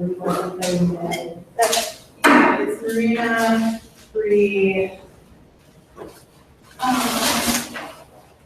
Vicky, Vicky hasn't been involved for a while. That doesn't surprise me. You have your stuff here. Okay. Yeah, I got it. I'm just gonna close this out. Okay. Liz, ¿van hacia la universidad? Sí, sí, vamos a encontrar con el resto del grupo. Y estos son Sí, shoes. Okay, and those are your shoes, right? Okay. I'll bring Tasha's jacket. Do you know where Tasha is? Yeah, she is in the conference room. She has. Yeah, her meeting. Would you mind giving her her jacket? Thank you so much. Okay.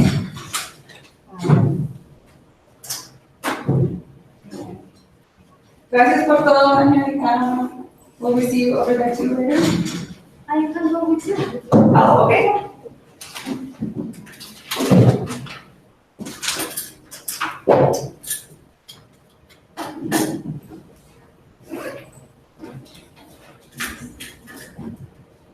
Is this yours? No, I can help it. Oh, awesome. I'm going to be Okay. Okay, we'll wait for you.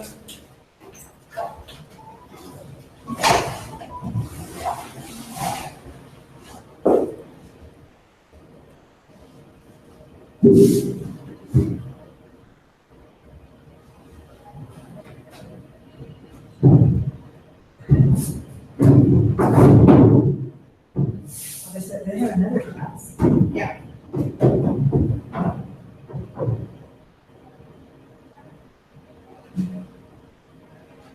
Leonardo. The social entrepreneurship. Someone's gonna tell them where it is. They're already in it. Yeah, it started at 11.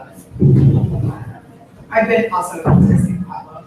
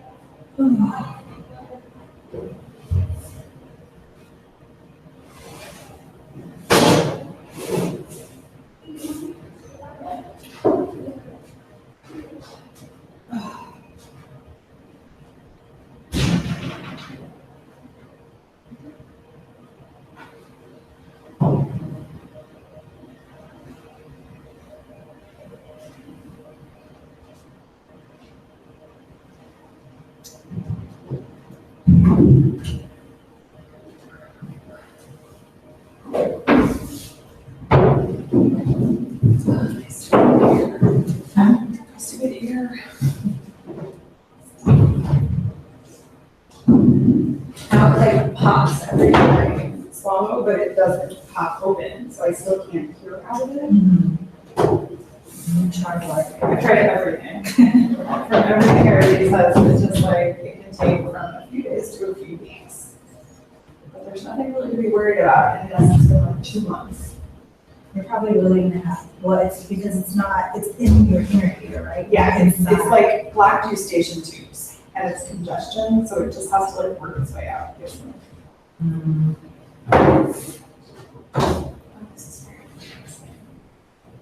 I don't set that up for this. This is not in here all the time. I thought it was in here all the time. That's cool. But that was very useful. It was. It speeds things up so much. It really does. It's very helpful. Plus, the simultaneous translation is really hard. I mean, there's a reason people get trained to do that specifically. I mean, this is definitely, you know, a luxury. You know, to see the difference in how they function versus, you know, something. Yeah. You know, so.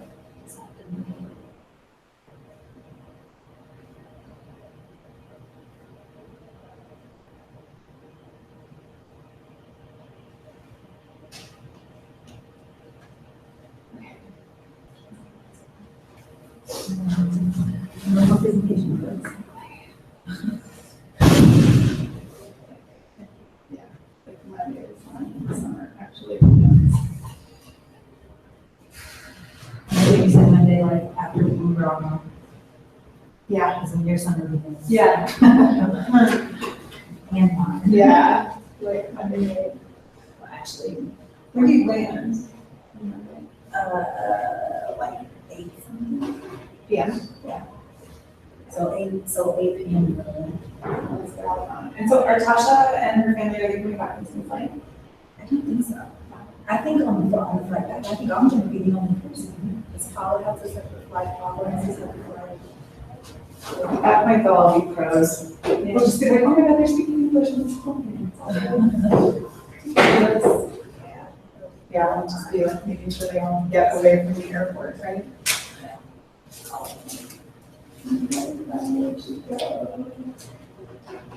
We're waiting for her to. Yeah, she was like, I'll be right back. She was just gonna take Tasha's jacket to her, because I thought we were gonna go, and she was gonna wait for Tasha. I didn't need to make her go and give the jacket. Oh, right now. Oh, yeah, I would have carried it. I just thought she was gonna wait for Tasha, and then we would eat them there. But,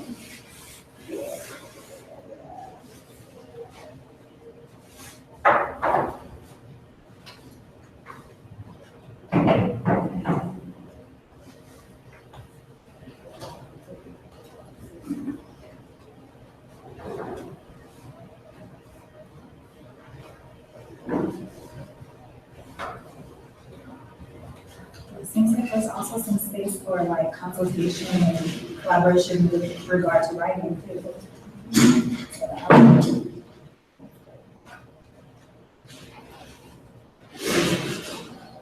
yes, I think it would be interesting to talk to Tasha, you know, she's like, what's our names? And I was like, I don't know, hierarchy, but they all think you're in charge, you know, like you're your assistants.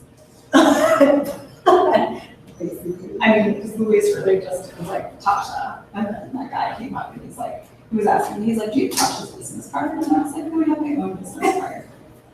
But I'm gonna give this to you and I'll forward your message along. Right? I was just like, that's so funny. But you know, whatever. Yeah.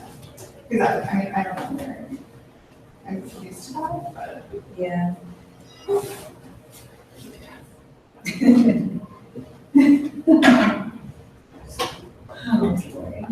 But it's just like, it's like reinforcing hierarchy, right? Yeah.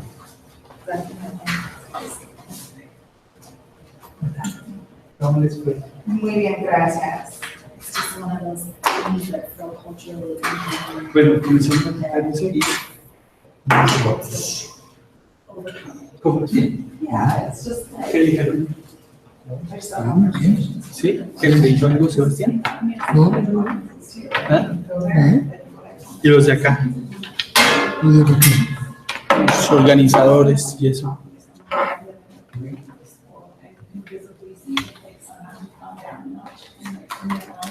Just based on where you're affiliated with. Those are your people, right? People that are caught up in something else. So they can't argue about what you're thinking and how smart you are, and like, you're just not because that's to me, that's not what I think about. So I was thinking about intellectual sharing and ideas and like that can happen in right. It's so hard to confront it, right? Because we're all socialized. You have to like work to not fall into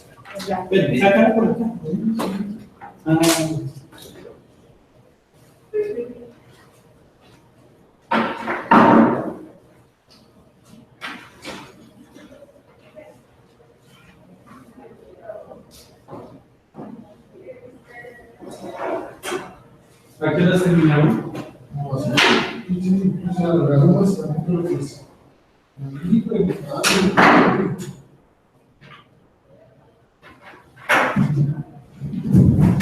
¿Y cómo le fue al final? ¿Pasó algo extraño? Mire, siempre usted le cambió el... ¿No? Porque ya se muy mal. Yo no entiendo que ella se quedó con el radio. Pues ellos estaban ahí, ya se quedó bueno, empecé a estampar y Ah, ok.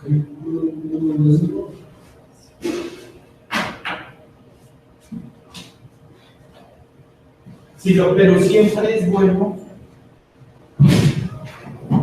Y eso, por ejemplo, yo noto que casi nadie le cambia. No, nadie.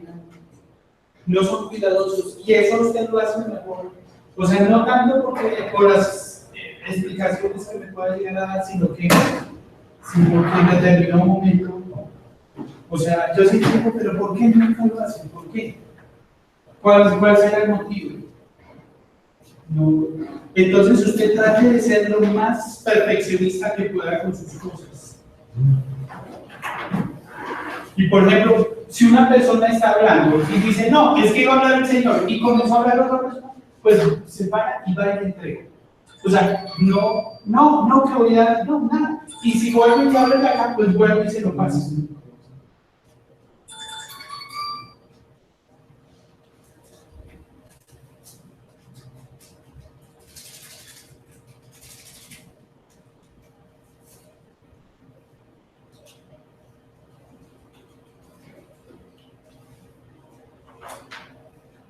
¿Y cómo está todo? ¿Cómo?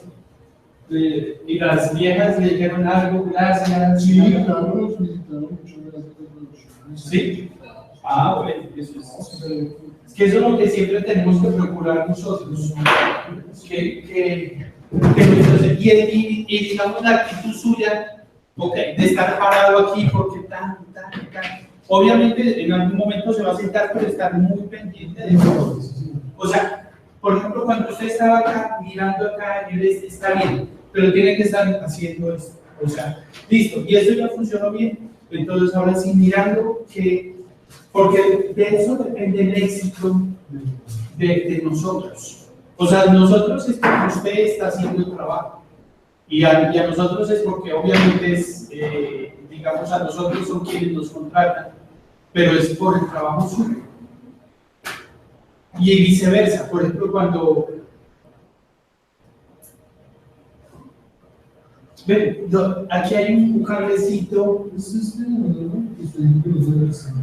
ese, yo me lo quiero llevar aparte. Es que yo me olvido y después para encontrarlo es un camello, y ese es de los radios, entonces yo lo tengo en una parte.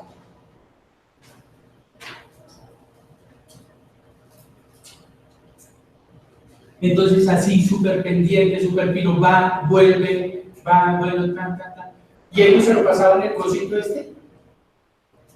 Sí, ellos se lo pasaban a él, pero hubo un momento que ya solo expuso la mona bajita. Un par de veces una chica, una profesora. Ah, no.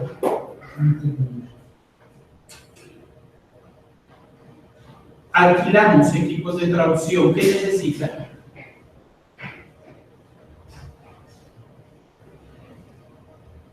Ok, listo. De pronto yo te puedo ayudar con eso, pero ¿qué necesitas?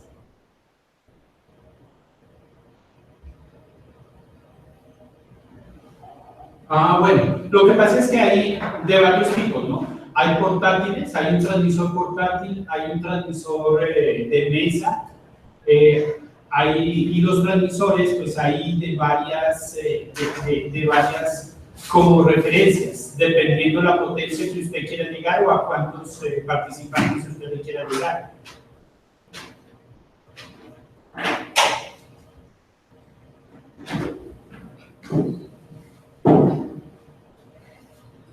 Ah, el cinturón es portátil. Ajá. Bueno, digamos que estamos hablando de más o menos, estamos hablando de unos 600, más o menos unos $600 masiva, el transmisor. Y los receptores dependiendo de la marca. Entonces hay de varias marcas, pero normalmente un receptor está al orden de los $100 masiva.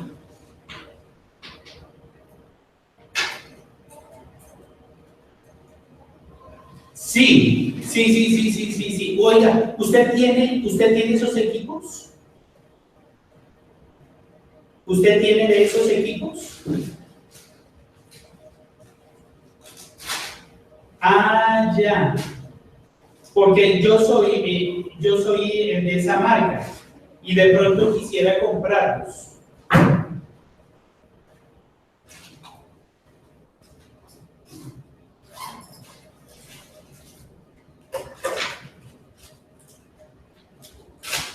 No, ese no sirve para eso. No. O sea, eso sirve siempre y cuando usted contrate a un intérprete y el intérprete es el que esté hablando.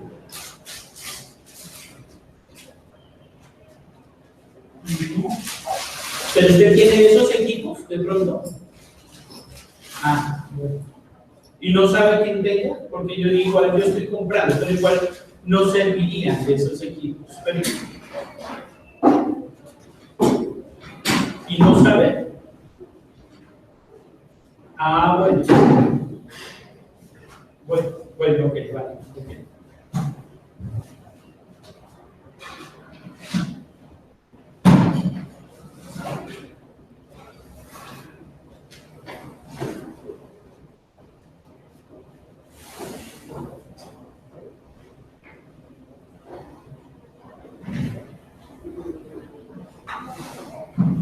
Pero primero saquemos la cabina. Sí. Ahí estoy demoro aquí, que aquí es más seguro.